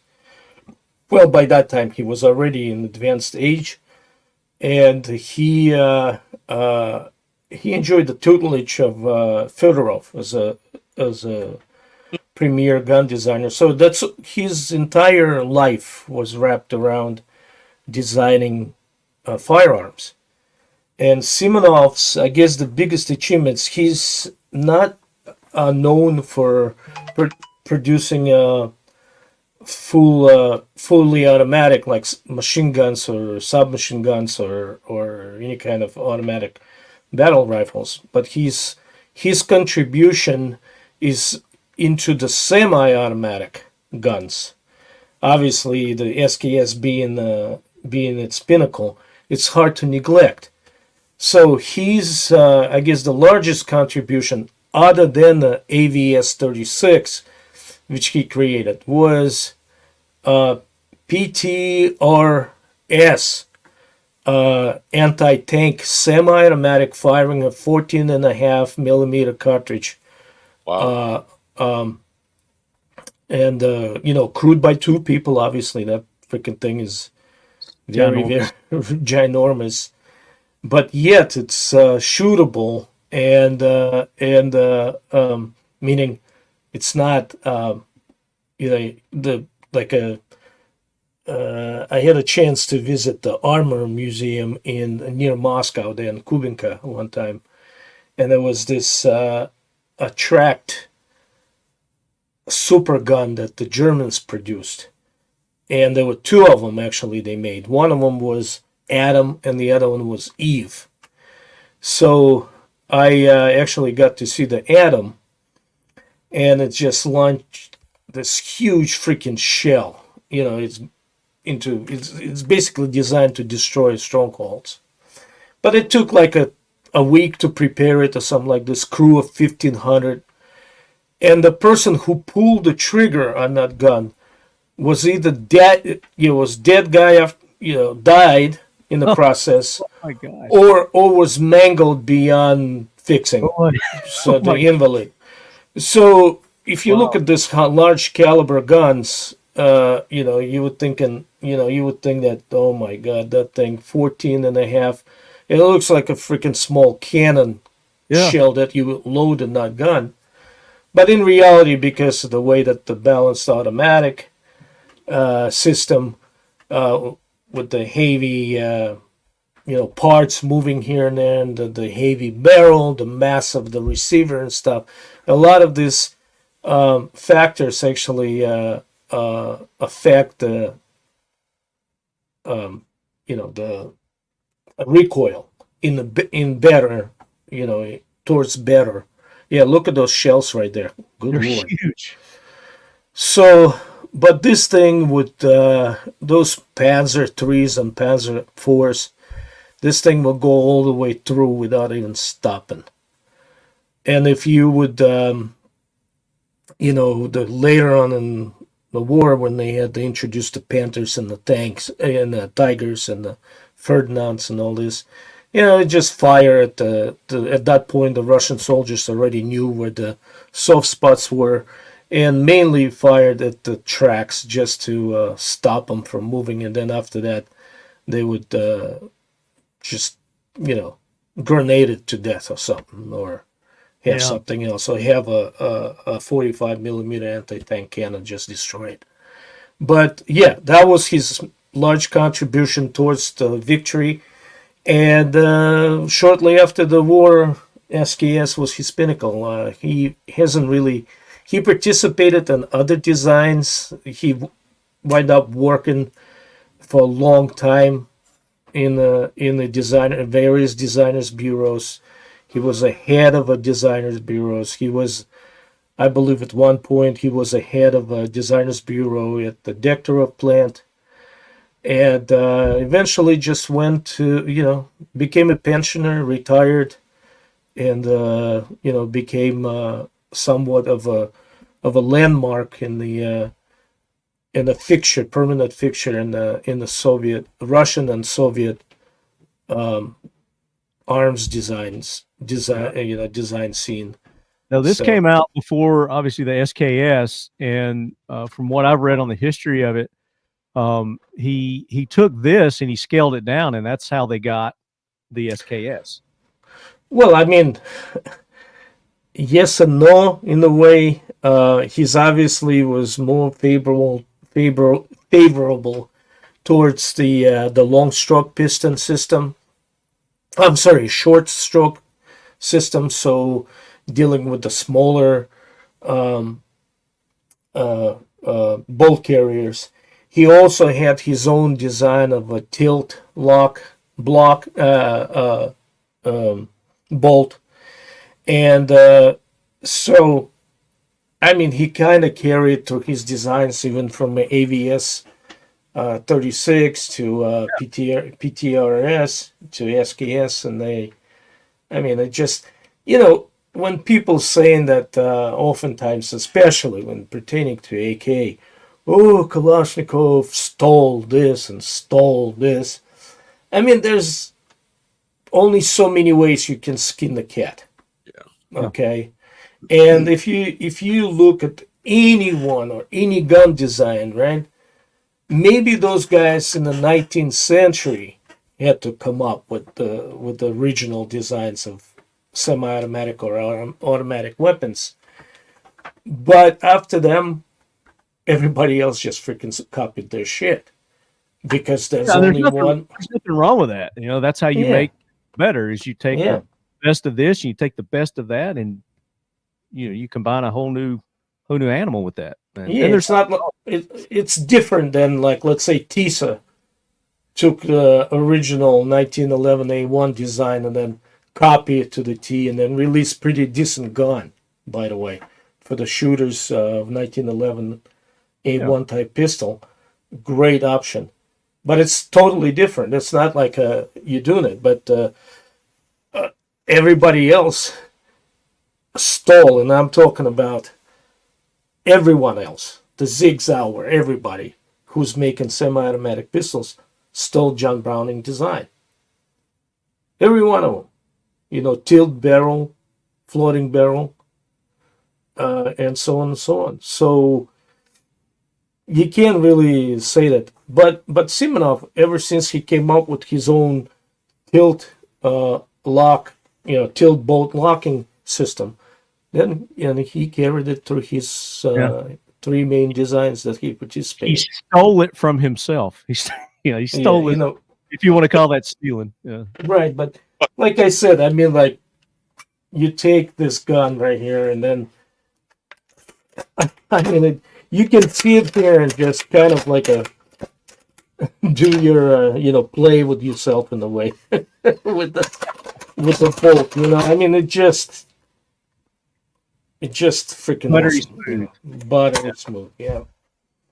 So anyway, that's my story, and I'm sticking to it. So later, the Russians then realized that they got a better rifle that they want to issue to everyone, which obviously AK. Kalashnikov. And now they have this awesome design that they can get some kind of profit out of it. They start releasing the licenses to just about anybody who wanted it. And SKSs were done in, as we know, in China. I'm not sure about the Korea, if they did it themselves. The Chinese supplied those. Albania, kind of interesting variant. And of course the Yugoslavians. Before the relationship of Soviet Union and the Federal Republic of Yugoslavia kind of went south. So, which Russia never sold them or afford them a license to produce AKs. The SKS was the last gun that they produced. So, that was Soviet design. And so all those M70s and PAPs and 92s and all that stuff, yes, it is copied of a Soviet design, but it was actually copied kind of without the knowledge of the Soviets. So they took it and they think they improved on certain things, and then that would be actually theft. That's stealing right there, because they didn't have. Yeah, but it's not like it's affected the sales of a massive weapons manufacturer such as Soviet Union. So, and they copied them off of a couple Albanian border guards jumping the wire into Yugoslavia, and then going around in Africa and buying 2,200 of those things from a friendly African nation. So anyway, yeah, that's the story of SKS. SKS did go through one I guess, stage of improvement. And I think it one detail I already mentioned, one little feature of a gas tube latch, but there's other things such as machine grooves to just get some of the weight off and things like that. If you although the parts are interchangeable. Are you talking about the Russian models? Yeah, Russian models. Okay. And the Chinese model is the second version of Russian SKS. Now, Chinese, before that, got a license for M44 that came with the spike bayonet. And so they decided to keep the spike bayonet on their SKSs. Let's talk about bayonets a little bit. Okay. As far as the design and whatnot with the bayonet. It's just kind of the spike bayonet design. I know you're big into bayonets. You got a lot of different bayonets. I do. Collection by accident. It just happens that way, sometimes. No, I mean, when I was kind of like positioning myself as a gun collector and, contributor or anything. And I figured, if the gun that was issued with certain things, and it just so happens the bayonet was one of them. Mm-hmm. So I figured to every gun I can have in my collection, I'll have if it was issued with bayonet, I'll go and buy it.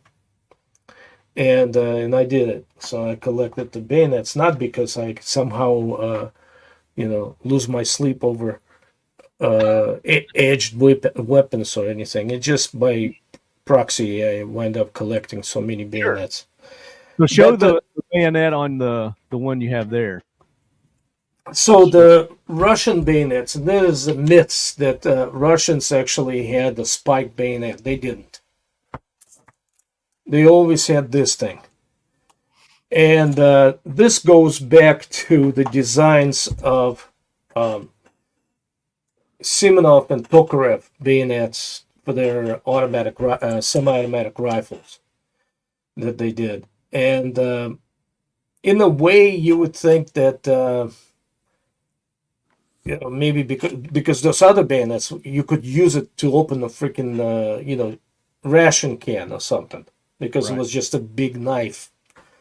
And some idiots would even sharpen it. I don't know for what. I mean, we're going to chop the wood with it or something. But this thing also follows it, the blade pattern, but it's almost like rounded edges. Mm-hmm.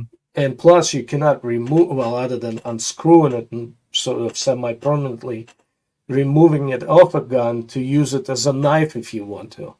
But really and truly, it just was a sticker, to stick someone. And he had the dulls right here, and a lot of people say that's the blood channel. No, it's not.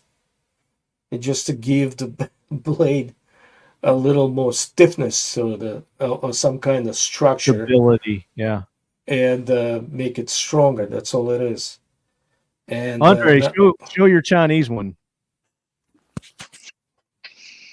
Let's see if there's a big difference here.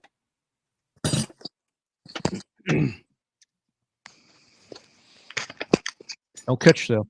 Don't poke your eye out. Don't poke your eye out, Andre. Yeah. Now this is more of a spike. It's got a very funky tip to it. It's not exactly a. It's like a screwdriver. Yeah, it's interesting, but it definitely would. What I heard was that the reason it was supposedly that strange shape was because it left a very jagged wound channel, and it was like hard to heal. So if you get stuck hard to repair, yeah, if you get stuck with a knife blade, that heals pretty good because it's a slice. Get stuck with something like this, and it just leaves a jagged wound channel all the way to the bone. It's like it's more of a tool than anything. Yeah, I don't know. A famous non-ever defeated Russian general and then became generalissimo, Alexander Suvorov, called a bullet dumb, and the bayonet is the thing. you know. So kind of like I'm talking about end of 18th century, beginning of 19th century, where you fire a shot and then you charge with the bayonet. Right. But getting stuck with the bayonet, I don't think you think about healing afterwards in any way. But I think that would be something that'd be terrible. But it's just one of those things where it it's stuck on your rifle. You can't do it for anything but sticking somebody, which you're probably never going to do in your entire lifetime as a soldier. But you sure can use a knife in your belt. So I think eventually the soldiers realized it's better to have something that's detachable that you can actually use to open up ration cans and hack up wood than something on your rifle that all it does is give you additional couple pounds of weight. Right. yeah, I mean, immediately it was rendered useless. But see, Chinese, because they they established manufacturing of those blades for M44 rifles. So they already had a tradition producing those pig stickers and stuff, and then they afterwards drifted them onto the AK-47s versions that they produced, so-called the trifolder and whatnot.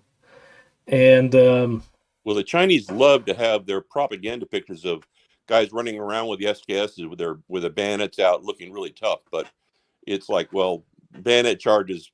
There's a reason why they stopped. It's not really something that you do twice. You might be able to do it once, but not twice. But I mean, we know there's a recorded bayonet charge in the Iraq War. yes, with the British. No, with the Marine Corps, United States Marine Corps, some lieutenant. No, the Brits did that one. They actually had a bayonet charge.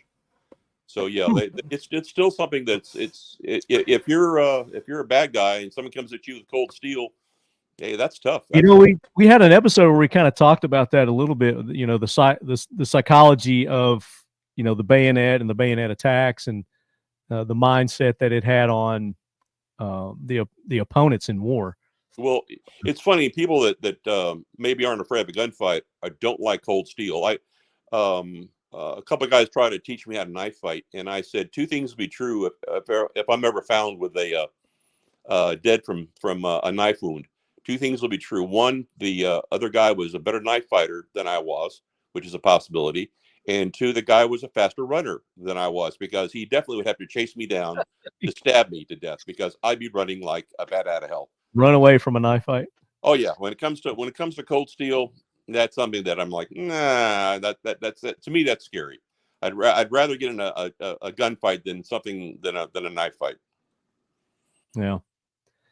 Let's do this. Let's go to listener questions now. Unless there's anything else that either you want to add before we get into the questions. We got a lot of questions. I have a question for Marco. Oh yeah, I didn't study for this. No, I just the 7.62 Mauser and the 7.62 Tokarev are almost identical. Are they interchangeable? Yes and no, meaning you can, and it's the Mauser round is not 7.62, it's 7.65. So if those 0.03 of a millimeter make a difference, but it's definitely the Mauser round was taken for, it's copied by the Russians, but they decided to stay with their so-called 3 lines caliber. 3 lines referring to the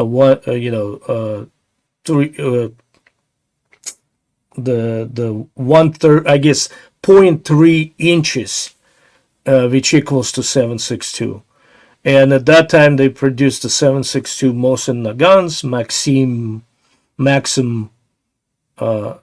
machine guns, and just about everything in infantry fired the 7.62. And that's the little change. So, yes, you can fire either or in the Mausers, like let's say C96 Mausers and the Tokarev pistols, but not recommended. That's exactly what I've got, is a couple of broom handles, and I was picking up some Tokarev rounds, some Mauser rounds the other day, and they're virtually indistinguishable. I couldn't figure out, wow, why can't you just use them either or in the Mauser? So now Good The question. difference is 0.03 of a millimeter. Interesting. Okay. Good to know. All right, we'll start off with T. Hayden 83. Hope everyone's doing well. My question primarily has to deal with how to identify where and when a particular SKS was made. I do know that it is amazingly difficult, or at least has been my experience. Basically, he's asking, do we know any good resources or authorities to go to for identification of your SKS? Wow. There are tons on the interwebs. You know, there's just about the problem though I'm having is that a lot of those people who write stuff is writing that sucked out of their elbow. So they're not a specialist. They didn't do a freaking research. They heard somewhere something. So the best way to do it is in like on the Russian guns, right? It's usually a timestamp right here, right on the top of the top cover. Okay, that's number one. Number two, Russian site would have a Cyrillic letter P standing for постоянный, that which means it's the battle site. Okay, early Chinese guns had that P2 on. Now the problem with Chinese guns, okay, so on Chinese guns, on the true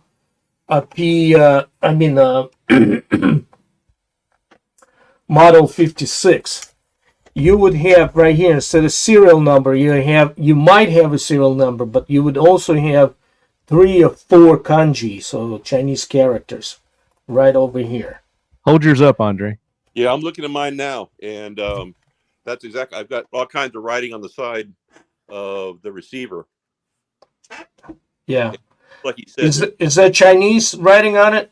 Yeah, it's got Chinese markings up here, and it's got a couple series of numbers, and then the serial number, and then it's got Norinco down here, and kind of like the logo. The Norinco is a North China import company, so they were just basically a commercial arm of a Chinese defense production industry. Right.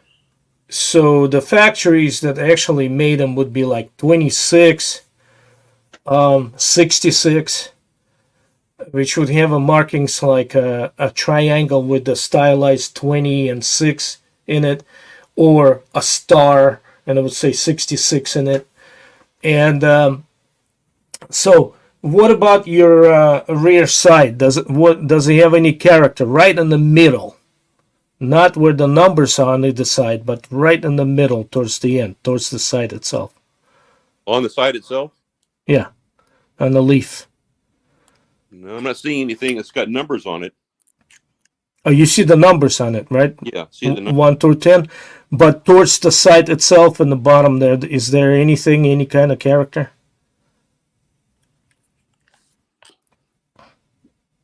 Nothing that I can see, but it's got that the lever, like you said, it's got the hole in it that you can use a bullet tip to move it around. No, there's no characters I can see. Like this. Let me see if I can show it to you.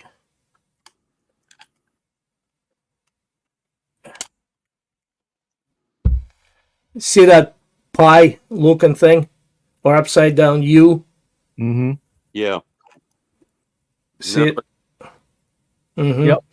You don't have it? No, I don't have anything close to that. It's just, Yeah, so right there it tells you that it is, mine is Russian and yours is Chinese. yeah. No, it's got nothing except numbers.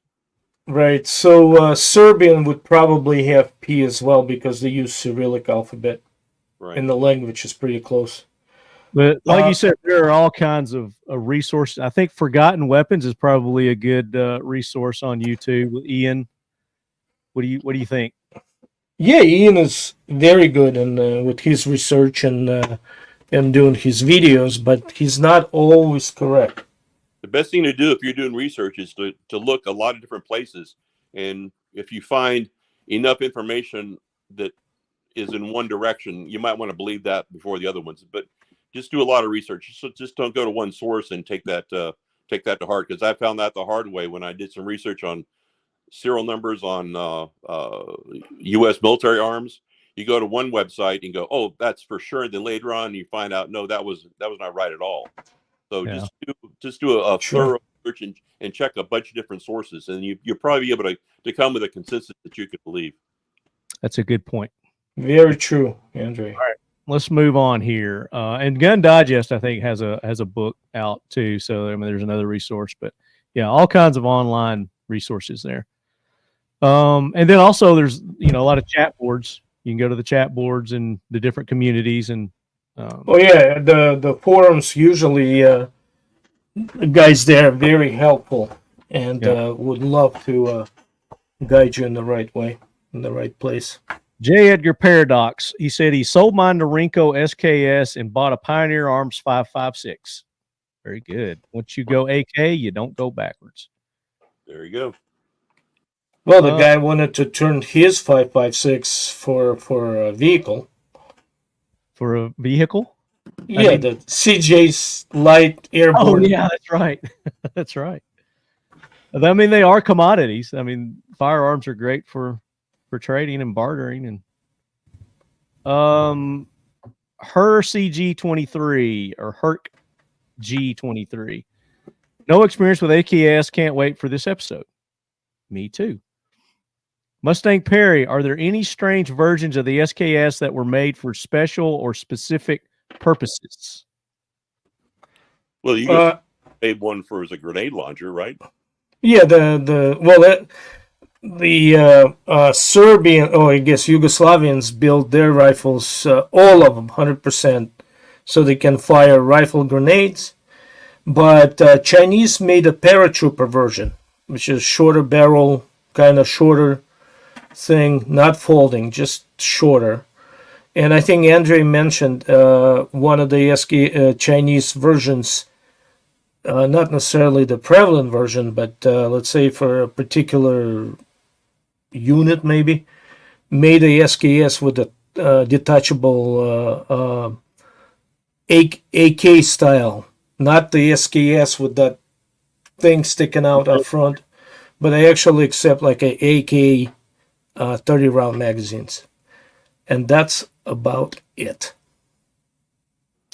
Yeah, I'm not going to go into TAPCO stuff.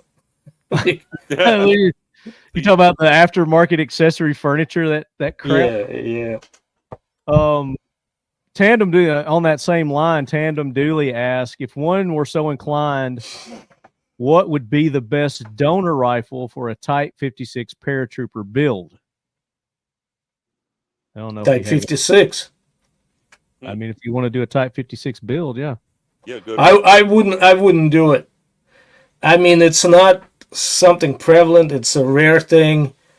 I don't think it worked right. But the Type 56 is a solid rifle. Works great. The price of it goes up every year. And to make it into something that it is not, I just me personally, but don't listen to me. It's just my opinion, all right? Well, if you start cutting into it, you're probably going to reduce the value. I mean, yeah, absolutely. If that's important to you.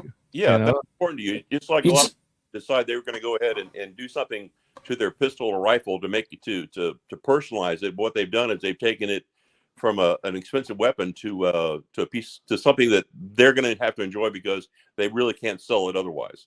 Because it's always going to be that gun that's been mutilated. Yeah. Well, this is an AR guy anyway, so yeah. No, okay. I tell him to buy the Pioneer underfolder, and here's your 7.62 paratrooper gun that actually designed to be a paratrooper gun. The best deal on the market right now. Plus, you use the discount code AK Corner and you get an additional $25 off plus 2 mags. Oh yeah. If you want to go that route, do that. Do it. Yeah, all for it, Nick. Knock yourself out. Brett Badal, was the SKS ever offered in other calibers?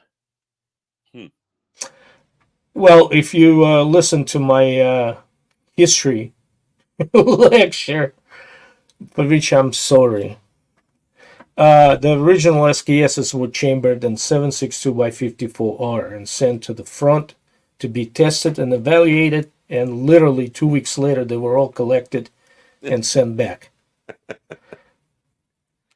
Anthony got Instagram, and we kind of touched on this. Is the PTRS essentially a giant SKS? Kinda. Or SKS is just a miniature PTRS. However you want to look at that. Yeah, remember the short stroke gas piston is not exactly brand new. That several other people either copied it or independently figured it out, including Carbine Williams, who used the short stroke gas piston for the GI issue M1 carbine. Same thing, short stroke gas piston, shorter stroke, easier to control, less recoil. So yeah, the short stroke gas piston is just a really good idea. I thought you said short stroke ass system. My God, you're not that old, and you're already dirty old man. I'm working on it. No, not you, Andre. Marty is. AZ Gunzu. Does Marco watch the YouTube channel See an Arsenal? They do deep dives into gun history and seems like something he'd enjoy. A tip. I'm sure I came across the video maybe once or twice. I watch a lot of gun videos, but I will make sure that I'll give this guys a try, and I'm sure I'd love it. Letter C A N D, the letter R SENAL is if you're interested. CNR. What's the an arsenal? Oh, the R takes the place of the AR. For they're being clever. Yeah, I'll definitely, as soon as we get out of here, I'll go and look. Here, and he continues, AZ Gunzu. Why did all the aftermarket furniture always look so god awful? Are any good or better parts that were worth replacing? On the SKS, I tell you my story. So I bought that wonderful freaking 1955 Tula for $200 back in like 1995. And like an idiot, because I was, I served with an SVD, and at that time I couldn't get an SVD. So Tapco came up with that dumb whole thing. I put it on. I wanted to make that gun into like just a kind of shoot around and also go hunting. And after just looking at it, I went back and swapped the original, put the original stock on, which gave the guy a gun. It's original je ne sais quoi, I guess, for the lack of the better word. And I threw that freaking thing in the dumpster, the Tapco shit. And I never looked back. So really and truly, there's some folding version stocks, but again, whoever makes it is not a gun designer or really know what they're doing. Because length of pull is very important on any gun, and it would make a gun either a good gun or a piece of shit, right? And all this nonsense. AK's got the short stock. SKS stock is too short. Now put your freaking coat on, and then the body armor, and then see what you can do with your NATO length stock. So on those folding stocks, right, that whoever makes, I don't know if it's Tapco or whatever, the length of pull is too freaking long for that gun.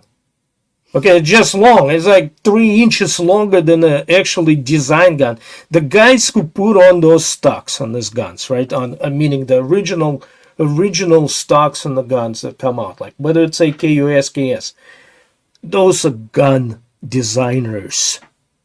And they build them for the soldiers. Specific purpose, yeah. And if you say that the Russia is full of like a 410 or 5.1 guys running around, you really mistaken, because of the, what we know about the Russian demographic thing, they're usually the slightly taller people. Not me.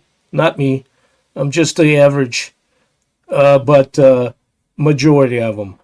So the average bear there.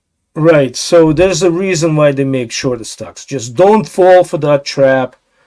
Don't don't do that. Of course, if you live in Florida or likes of like a Louisiana or Mississippi or Alabama, where it gets up, in the hundreds and stuff, and you feel like you need a longer stock because you will never, ever, ever put a winter coat on, go for it. There you But go. you just heard my personal opinion, which should not be followed. Andre, do you have any opinions on that?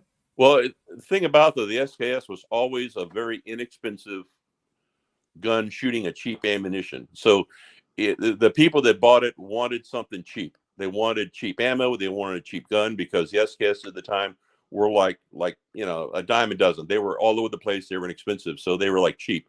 So all the accessories affordable. It's affordable. Affordable. It's affordable. Yeah, affordable. But you can't have a replacement stock for an SKS that a guy bought for $40, costing $60. So they had to be affordable to go ahead to appeal to the market at the time. So that's what you got. Very good. Okay, Marco, here you go. This is your monthly bullpup. Don't. Let's skip that one. All right. Here he is. He says, "Ooh, Marco, they make bullpup kits for SKS, and there's more than two. There's plastic ones, aluminum ones, wooden ones, metal ones, and for once, I agree. None of them belong." There you go. Thank you very much. Finally, we see the right, together in the same direction.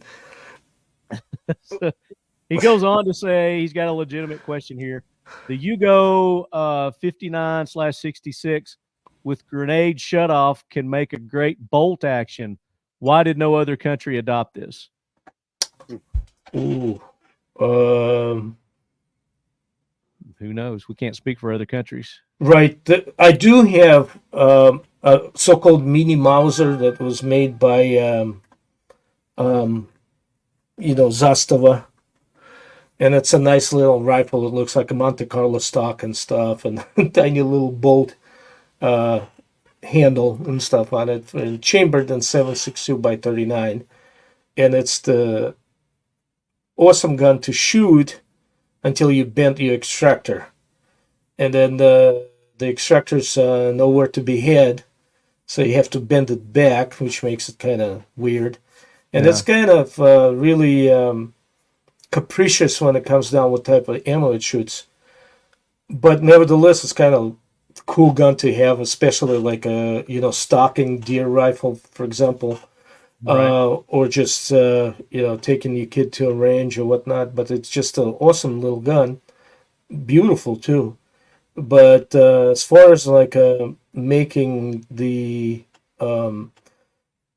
SKS into a bolt gun, or maybe some European countries with their weird gun laws that would have the gun cut off the gas system entirely and just have it, manually cycled, effectively turning the semi-automatic gun into a bolt gun. Maybe they exists, but I'm not aware of that. But an interesting question, and it's kind of made me, gives me food for thought. Mm-hmm. So I will look into it. Got your monthly dose there from B. Hurst. B. Hurst keeps on doing it. You want to give him another challenge question? You got another challenge question for B. Hurst? Since he did that last one. Does it have to be about bullpup? It could be anything. Anything you want it. It could be on cars. Motorcycles even. You know a lot about the Ducatis there. Well, in motorcycles in general, I have two hobbies in my life. It's guns and motorcycles for sure. But they can do some research. Hit him with a motorcycle question, and think about it. Don't hit him with it yet. We'll come back to it. Well, here's one for him. Go ahead.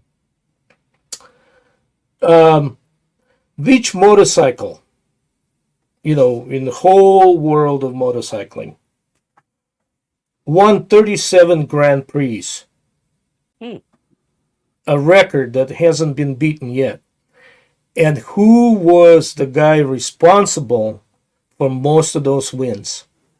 Like the guy who was actually riding the motorcycle? Correct. Okay. And hang on a second.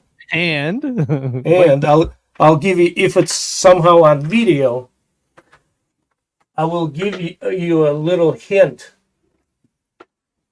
I'll show you this guy's helmet. hold on, I'm gonna zoom in on you here.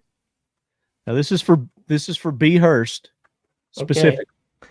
Well, I'm not sure if he's motorcycle enthusiast. Well, it doesn't matter. He's gonna have to do some research. You're gonna make him one. Hold it that way a little bit more. Oh shit! Is there a name on there? A nickname? Yeah. I didn't see it. Okay. There's a helmet. Okay. There's your hint. So B. Hurst.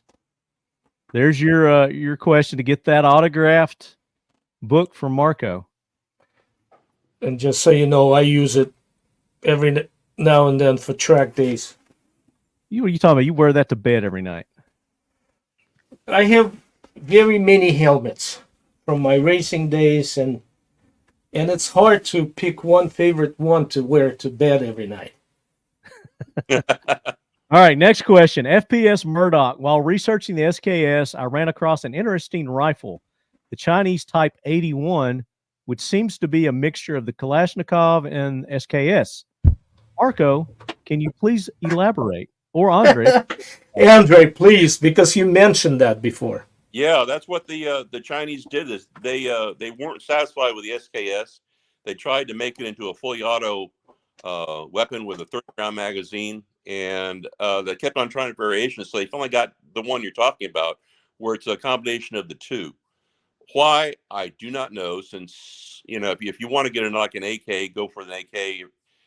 It seems like it'd just be simpler just to adopt the AK, but that's what the Chinese did. Yeah, and so it's a combination of the two, and it's kind of a mix, and it doesn't work. If you're into collecting, it's kind of a unicorn to go after, right? Yeah, it's like, okay, it may be one of those things where there was just some Chinese general that was going to make this work. God knows. They may have the same kind of Pentagon problem that we do, where somebody gets with 4 stars on his shoulder gets a notion in his head. They're going to make it work no matter what. So it's probably the case, but it's not necessarily a very successful design because nobody else uses it that way. Another thing to remember, there was a sour, moment where the relationship between Soviet Union and China actually soured, like to the point of some borderline skirmishes. And that happened when Khrushchev refused to share a hydrogen bomb recipe, his mother's old recipe, with Mao. And the Maoists came up with this idea that Soviet Union betrayed the ideals of revolution. And at which point Russia stopped offering any kind of technical assistance to China, in area of defense or any kind of industrial stuff. So, therefore, when in 1959 Russia adopted the AKM rifle, which is a stamped receiver rifle, there was no license afforded to China. China had to come up with their own, which is, different from, which is I believe it's the, Type 56, is 56S.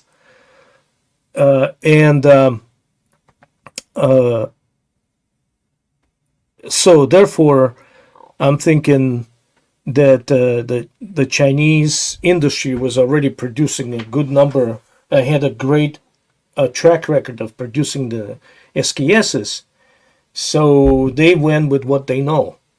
Yeah. That's what my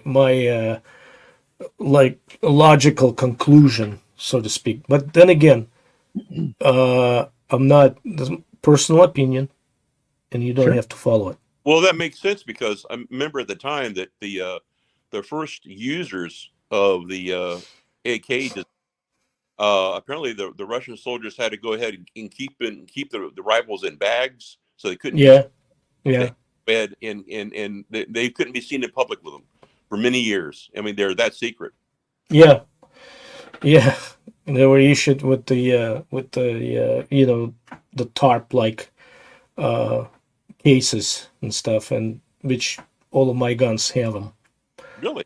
All right, next question. Bonafide breed. No questions, just eager to learn more stuff. He wants the leducation. Good for him.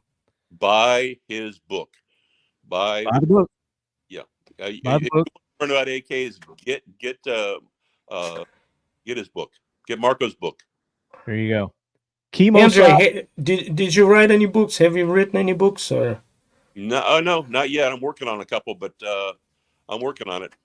Well, let me know when they come out. Write an AK book because I read yours and said that cannot be equaled or surpassed. You guys are, I feel like, I really look like a little pink piglet over here with all the flashing and everything. But, I mean, I try. That's all I'm going to say. I try. Anyway. All right. Kemosabi 75. I love the SKS. I believe it's a Chinese model POS.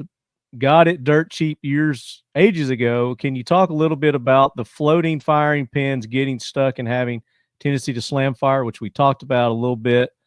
Also, I assume since it's a Russian design, you don't lube it. You just hit it with a hammer if it doesn't work. LOL. Correct. We talked about that last episode too, myths. Yes. When in doubt, hit it with the hammer. And if hammer cannot fix it, it's not worth fixing it. But with the floating pin and stuff, so I would say that we get a lot of guns here, surplus guns here in the United States, and a lot, especially pertaining to Chinese guns, like the recent introduction I think it was by Century or somebody. I mean, they come cosmolined out of this freaking world, man. Yeah. The cosmoline is everywhere, and because they've been sitting somewhere, that cosmoline is starting to turn into earwax. Yes.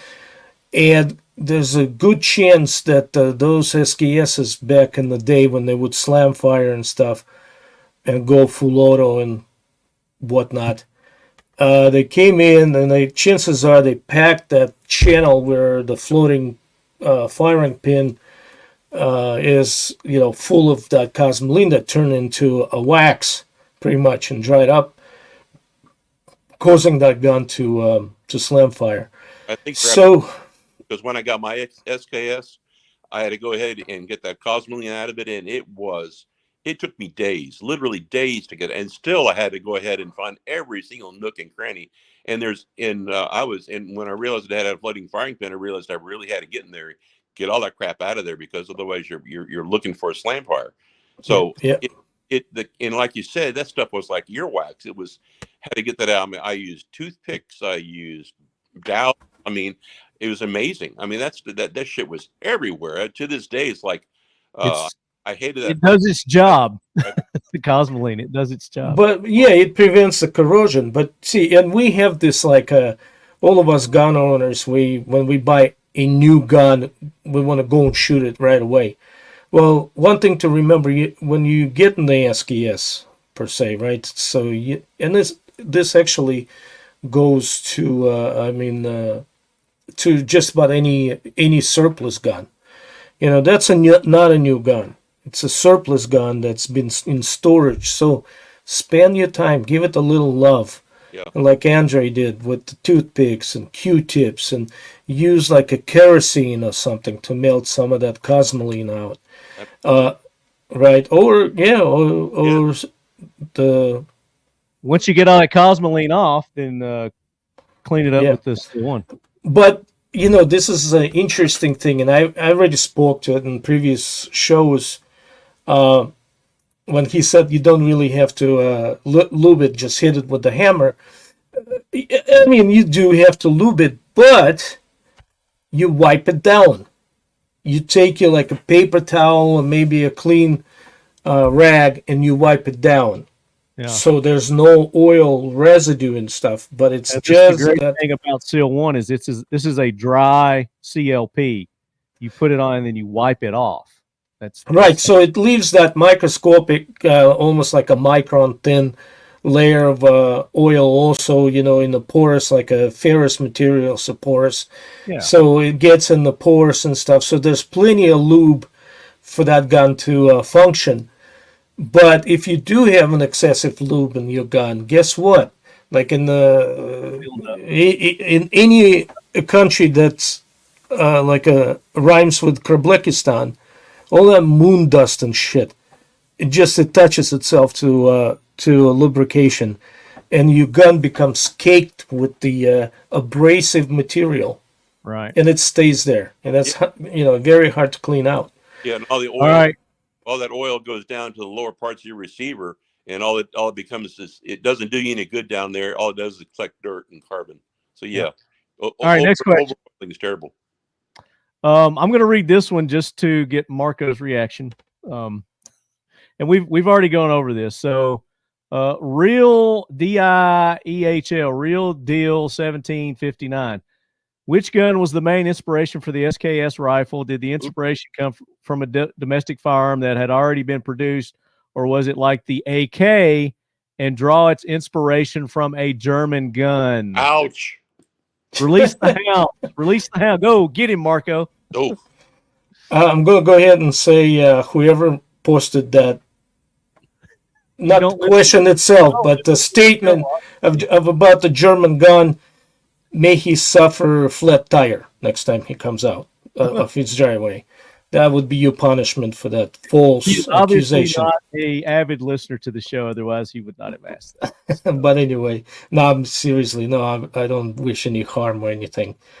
And however, SKS, no, Simonov, like we discussed that, right? Simonov we've already discussed it. Yeah, no right. need to go. He had two. Let me say this: is I talked to Mikhail Kalishnikov years ago, and was there when somebody asked him that question, and he became very angry. He did not like that question. He did not, and he was very adamant that he had that the Sturmgewehr had very little to do with anything that he was working on. Right. I think we beat that yes. question. Right.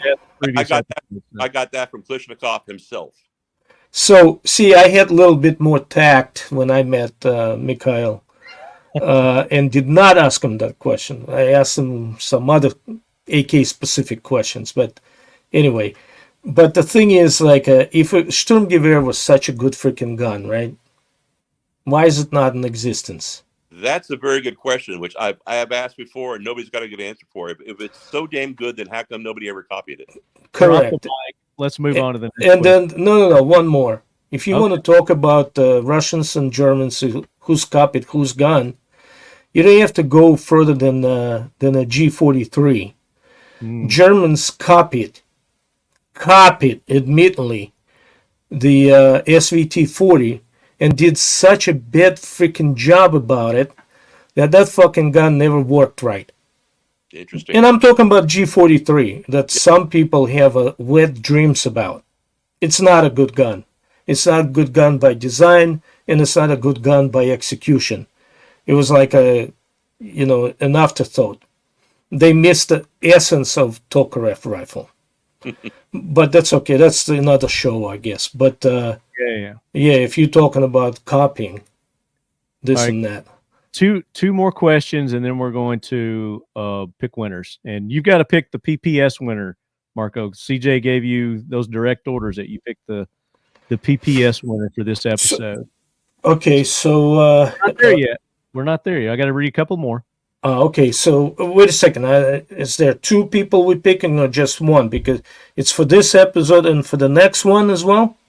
No, this episode's the PPS, and then for July's giveaway, that's going to be in July.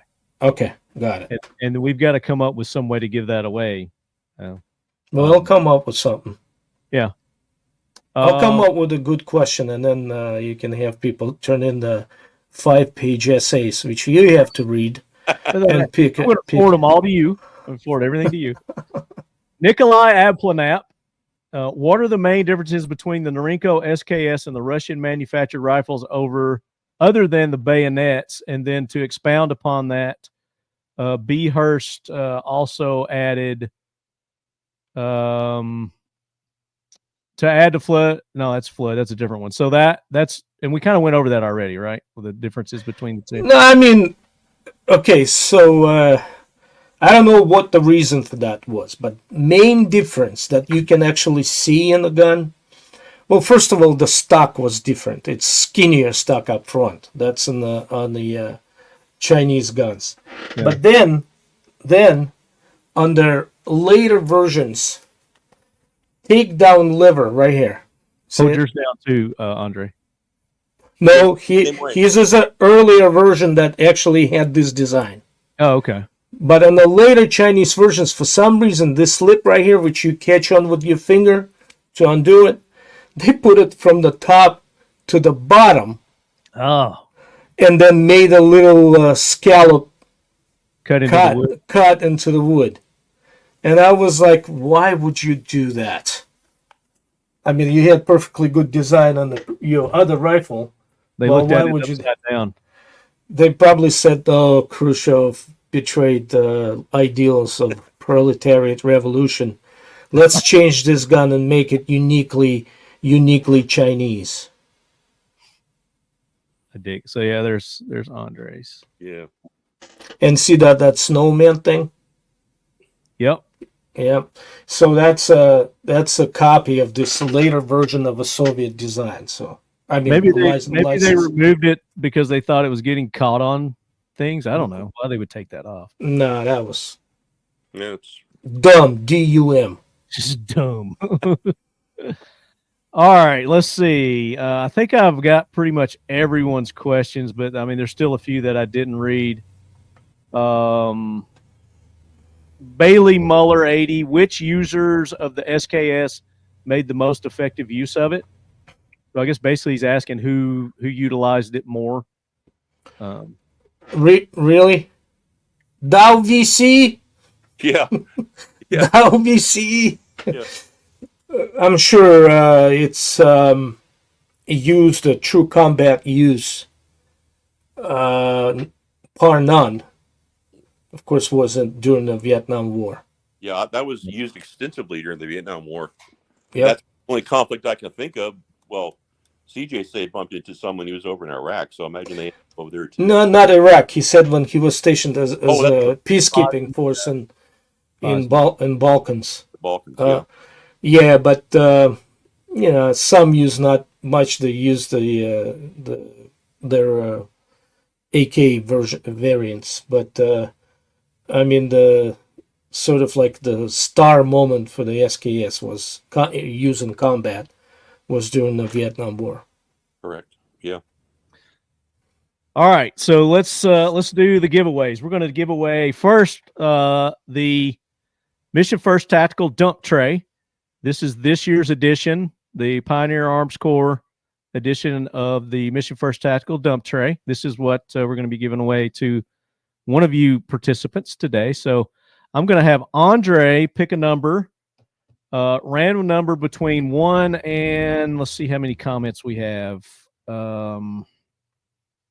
60. 54. 54. You would have to go to 54. All right, I'll start at the bottom and just count up 6. Damn, you're good at math. I was gonna give you the little movie reference from Shrek, where that Adolphus the executioner was shown 2 fingers like this, and then saying, "Pick the number 3, my lord. Pick the number 3," showing 2 fingers. But and the winner is AZ Gunzu. All right, Gunzu, you have won the dump tray. Email me talkingled@gmail.com to claim your prize. Again, we do not contact winners. You have to listen to the show and know you're a winner and contact me. Email me, tell me what you won, and you have to tell me what you won, what episode, and we'll get you your dump tray there. AZ Gunzu, thank you for the participation. Good questions. He's the one who asked, "Do you watch the YouTube gun channel?" Oh, yeah. Oh, deservingly so. Yeah, perfect. I will watch it. He also asked, "Why did all the aftermarket furniture always look so god awful?" He asked that question too. Yeah. You got it right on the button right there. So that was It's a good terrible. question. So now, because whoever designed it is not a gun designer. Let's put it that way. Maybe they don't know what the hell they're doing. All right, so now we're going to do a Seal 1 package. You're going to get a complete gun care kit from Seal 1. It's going to have their paste. It's going to have their liquid. It's going to have patches, pre-soaked patches, specifically for your rifle, scrub brushes, everything you need to keep your guns protected, cleaned, and lubed. Let's go to, how are we going to pick this one? Just do a number again, random number. Pick a number between 1 and 60 that's not 54. Go ahead, Andrew. Oh, okay. Great. I'll make it reflective of, let's see, 16. First thing comes to mind. 60? 16. 16. Yeah. All right. Damn it. Now I'm going to have to count. Uh-oh. It's both one hand and the winner is Anthony got Instagram. And that was, he asked, is the PTRS essentially a giant SKS? He also asked, is it too late to participate in the giveaway? Wondering how to sign up. So, Anthony, you have to listen to every episode to know what our giveaways are. I don't go on Instagram and promote the majority of them. They're just for our listeners. And again, you have to listen to find out if you win, and you have to listen to find out what you have to do to win. It's pretty simple. So you win the Seal 1 package. So if you're listening, Anthony of Instagram, you just won, and this is how you win.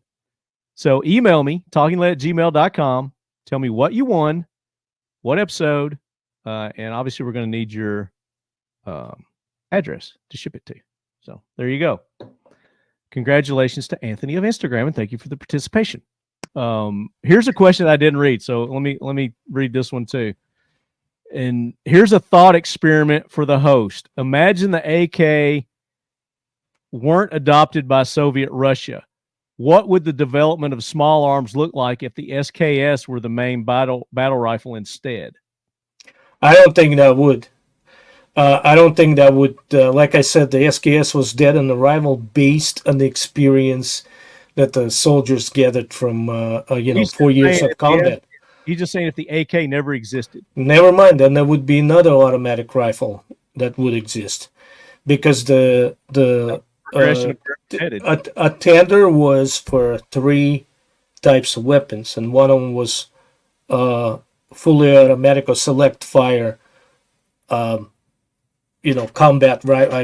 battlefield rifle, which it just so happens by a stroke of luck that the AK is a Kalashnikov actually got that design, because if a Sudayev guy who originally designed the PPS 43 didn't die in his prime, his AS 44 gun would have been the main gun. But basically, the military realized that they needed a full auto or select fire rifle that could deliver thickness of fire, which is measured in how many rounds pass through 1 by 1 meter in one particular time, and as well as be somewhat of a gun that you can hit the enemy with somewhat precision, meaning using sights and stuff. So as a rifle, and so it's just the carbine and was already kind of being right. That's the progression it was headed anyway. So it right, fully automatic gun would have been the gun anyway. Okay. couple of more just to make sure we get everybody eligible for it. The question, and they don't say, hey, you didn't read my question. P-Man 301, isn't the SKS one of the guns allowed for ownership in the communist country to our north, our maple syrup and donut loving neighbors? So he's saying Canada. I don't think it is anymore, is it? Yeah, it is. It still is? Yeah, there's I think there's now 8-round or 5-round limit, something like that. But yes, it is, and they can. Before the Ukrainian dumbassery, they could buy them right from Russia, along with my absolute favorite World War II rifle, SVT-40. SVT-40, yeah. And when you're paying upwards of $2,000 for one, they enjoy the $400 freaking Canadian dollars price sticker for those things for years. Yeah. So yeah, they do have it, and still, still don't know for how much longer because of the Trudeau. Well, I don't know. I don't know what they have elections coming or whatever. Who knows? Flood munitions. What was the purpose behind the attached box mag opposed to the detachable magazine? Oh, that's an excellent question, as a matter of fact. Yeah. You got to realize where these people were coming from when they embarked on the design. They were coming from the World War II. And it just so happens, though, there was a significant number of rifles with detachable magazines, such as AVTs, AVS, and SVT-40s and stuff. That was supposed to be the main rifle if it wasn't for the war. The majority were so-called magazine rifles, which had the internal magazines, such as Mosin Nagant and its carbines. Yeah. And the huge improvement, obviously, was 10 rounds in that box magazine, in the internal magazine. So they thought there was improvement enough for this particular gun. And then, that's the reason. Everything in the most everything in the modern gun design, and I'm talking modern, like post-World War II, derives from World War II. Yeah. And then B. Hurst, to add to Flood's question, can you go into depth about the M and D models that took regular AK mags instead of the silly duckbill mags? Were they ever military or just civilian? That's probably a question for Andre. I know that was one of those things that surely it was not successful enough for the military to consider, because no ever did. So it's a matter of taking an unsuccessful design and trying to force fit something that, if you want to use the AK magazine, what do? You get an AK. So I think the lack of success was because there was really no need for it. Yeah. There was one country that actually took the time and they milled it out to make it compatible. I can't remember which one it was. I was watching Ian's Forgotten Weapons, one of his episodes, and he was talking about it on there. But yeah, there you go.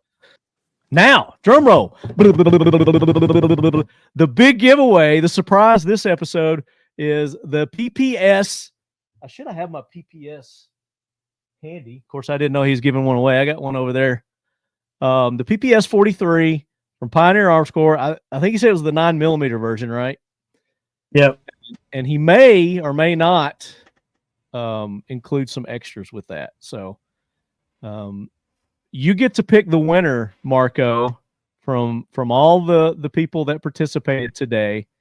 Do you want me to go through any of them, or you got who you want to win? All right. So like I was mentioning before, that anyone who makes the reference to World War II, yes, which this PPS was designed by genius designer Sudayev in Leningrad, that was under siege, and as a matter of fact, he was working there, and the food was scarce and everything, that contributed his ulcer, which ultimately killed him at age 28. Wow. So, Real. so to pay a tribute to him, I would pick someone. Although there were no direct questions that kind of refer to World War II, Yeah. but there was one guy that got me talking about World War II at length. Was the guy, not the last question, but the previous question. Okay. So Pertaining to if it wasn't for the AK, what would be the battle rifle? that would have been if it wasn't for what would have been the battle rifle. It was the last two questions you read, and that's the last. I mean, the one before the last question. Oh, the Flood asked the no, it was the one before that. Who asked that? It was 3. I'll find it. Hold on. Is the AKS gun? No, that's the Canadian one. Right after that, I think, after Canadian, no? Just behind the attached box. What's the main difference between the Marinko? You go to add to Flood's question. Can you go into depth about the M and the D models? No, that's before that. Too late to participate. The PTRS. Does anybody make replacements? Is one inclined? What would be donor rifle? I got it here somewhere. Gosh, I remember that question. I mean, who made the most effective use of the SKS? Was that it? No. Which users of the SKS made the most effective use of it? No. No, that was the VC. Dow VC. What is your thoughts? Wow, this was no questions. I love the SKS. What is the rarest SKS rifle? I didn't read that. What is the rarest SKS rifle? The ASKS is very underrated. That was John Adams III. Strange versions, specific. Is there any strange versions? No experience. Which is Marco's favorite and why? Here's a thought experiment. The Pacific Northwesterner asked the thought experiment about the SKS if the AK wasn't ever. There you go. That's the one. That's the one. Okay, so that's Pacific Northwesterner. So he asked the thought experiment one. Imagine the AK if it was never adopted, if the SKS were the main battle rifle instead. So, right. And I let me explain my chain of thought. Sure. Because if AK never was adopted, it was automatic rifle would be adopted because it was one of the requirements for competition. Yeah. It would have been Sudaev's gun that would be adopted, AS. And Sudaev is the one that designed the PPS 43. Right. And we talked about that in a previous episode, that right. Everything was on track to adopt his. Very good. So great participation this episode, Leadheads. Pacific Northwesterner, you're the winner. Congratulations. The awesome and soon to be rare PPS 43 that you're going to get from Pioneer Arms Corps. You need to email me your FFL. All your legal information, like driver's license, send me a copy of that just in case. And I know that you are, I think you are anyway, because you post a lot of pictures of guns on the Instagrams. You're legally able to own one, I hope. So email me, tinylet@gmail.com, and we'll get that out to you. Hopefully before he heads to Alaska, so you better get it to me quick. Otherwise, it'll be after his trip probably before you get it. But very good. So that's it. That does it for the SKS. Any final thoughts on the SKS you want to throw in there? Excellent, outstanding rifle. Yeah. But and a lot more to talk about too. Maybe we'll do another episode to go in maybe some other variations of the SKS other countries had. I don't know, but it was just basically dead on arrival. You know, it was $1 short and a day late. And talk about the SKS. I think we kind of exhausted the subject. Yeah. Just, I guess the final thought is they out there, these rifles, some of the companies, such as I think Sentry or Classics or Ames Surplus or somebody, is still carrying them and still trickling them in from China.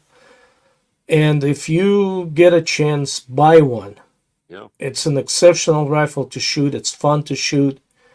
Don't put any Tapco shit on it. Don't put the scope on it. Hey, I just forgot. I do have bubblified Chinese SKS in my... Bubblified?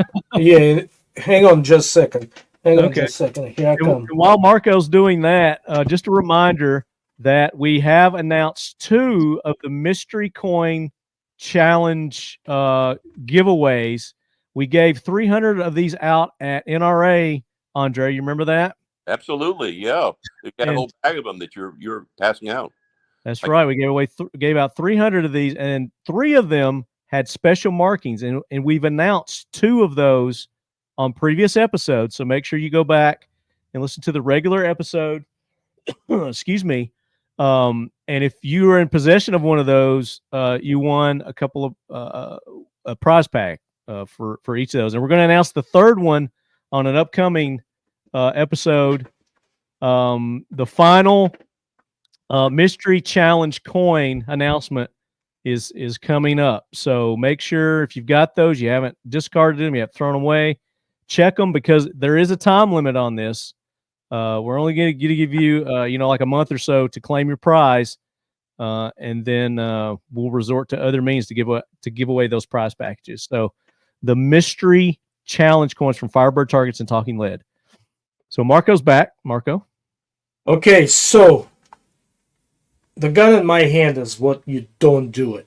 Don't do it to a gun. Don't do this shit. Don't put some kind of scope on the back, on the top cover. Simply because top cover is loose. Okay?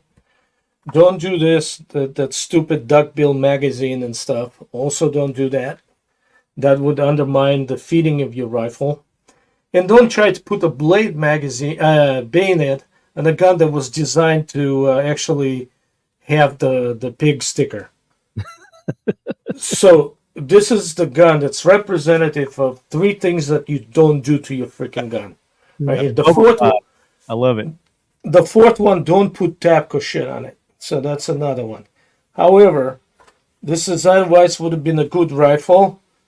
Even has the original sling attachment, that springy thing. Yeah, nice. And remember how I was telling you about how the stock is a lot thinner than on the Russian gun? Yeah, there it is.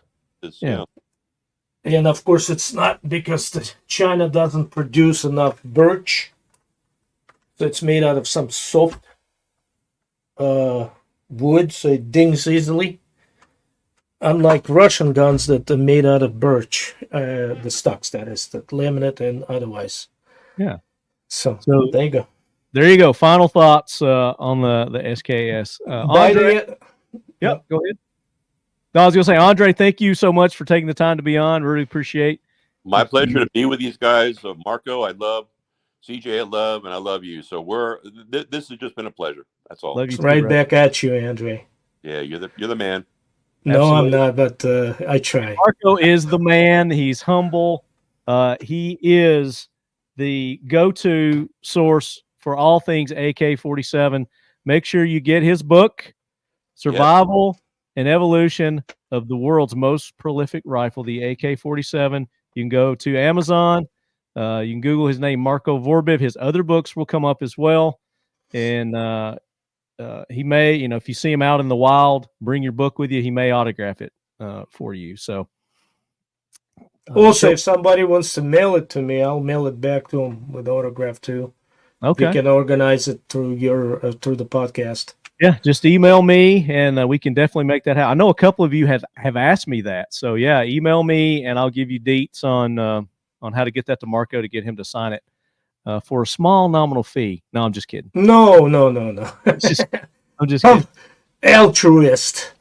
And big thanks to Mission First Tactical and Seal One for being co-sponsors of the Talking Lead AK Corner and hooking you guys up each and every episode with cool swag, whether it's a drinky drink from Mission First Tackle, a dump tray, and then Seal One with all your gun cleaning and lubrication needs. And then, of course, Pioneer Arms Corps. None of this would be possible this year without Pioneer Arms Corps.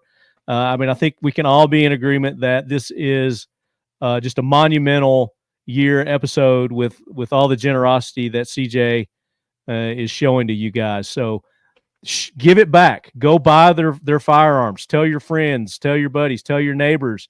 You're not going to get a better AK rifle from any other manufacturer, especially for the price. And these prices are unheard of.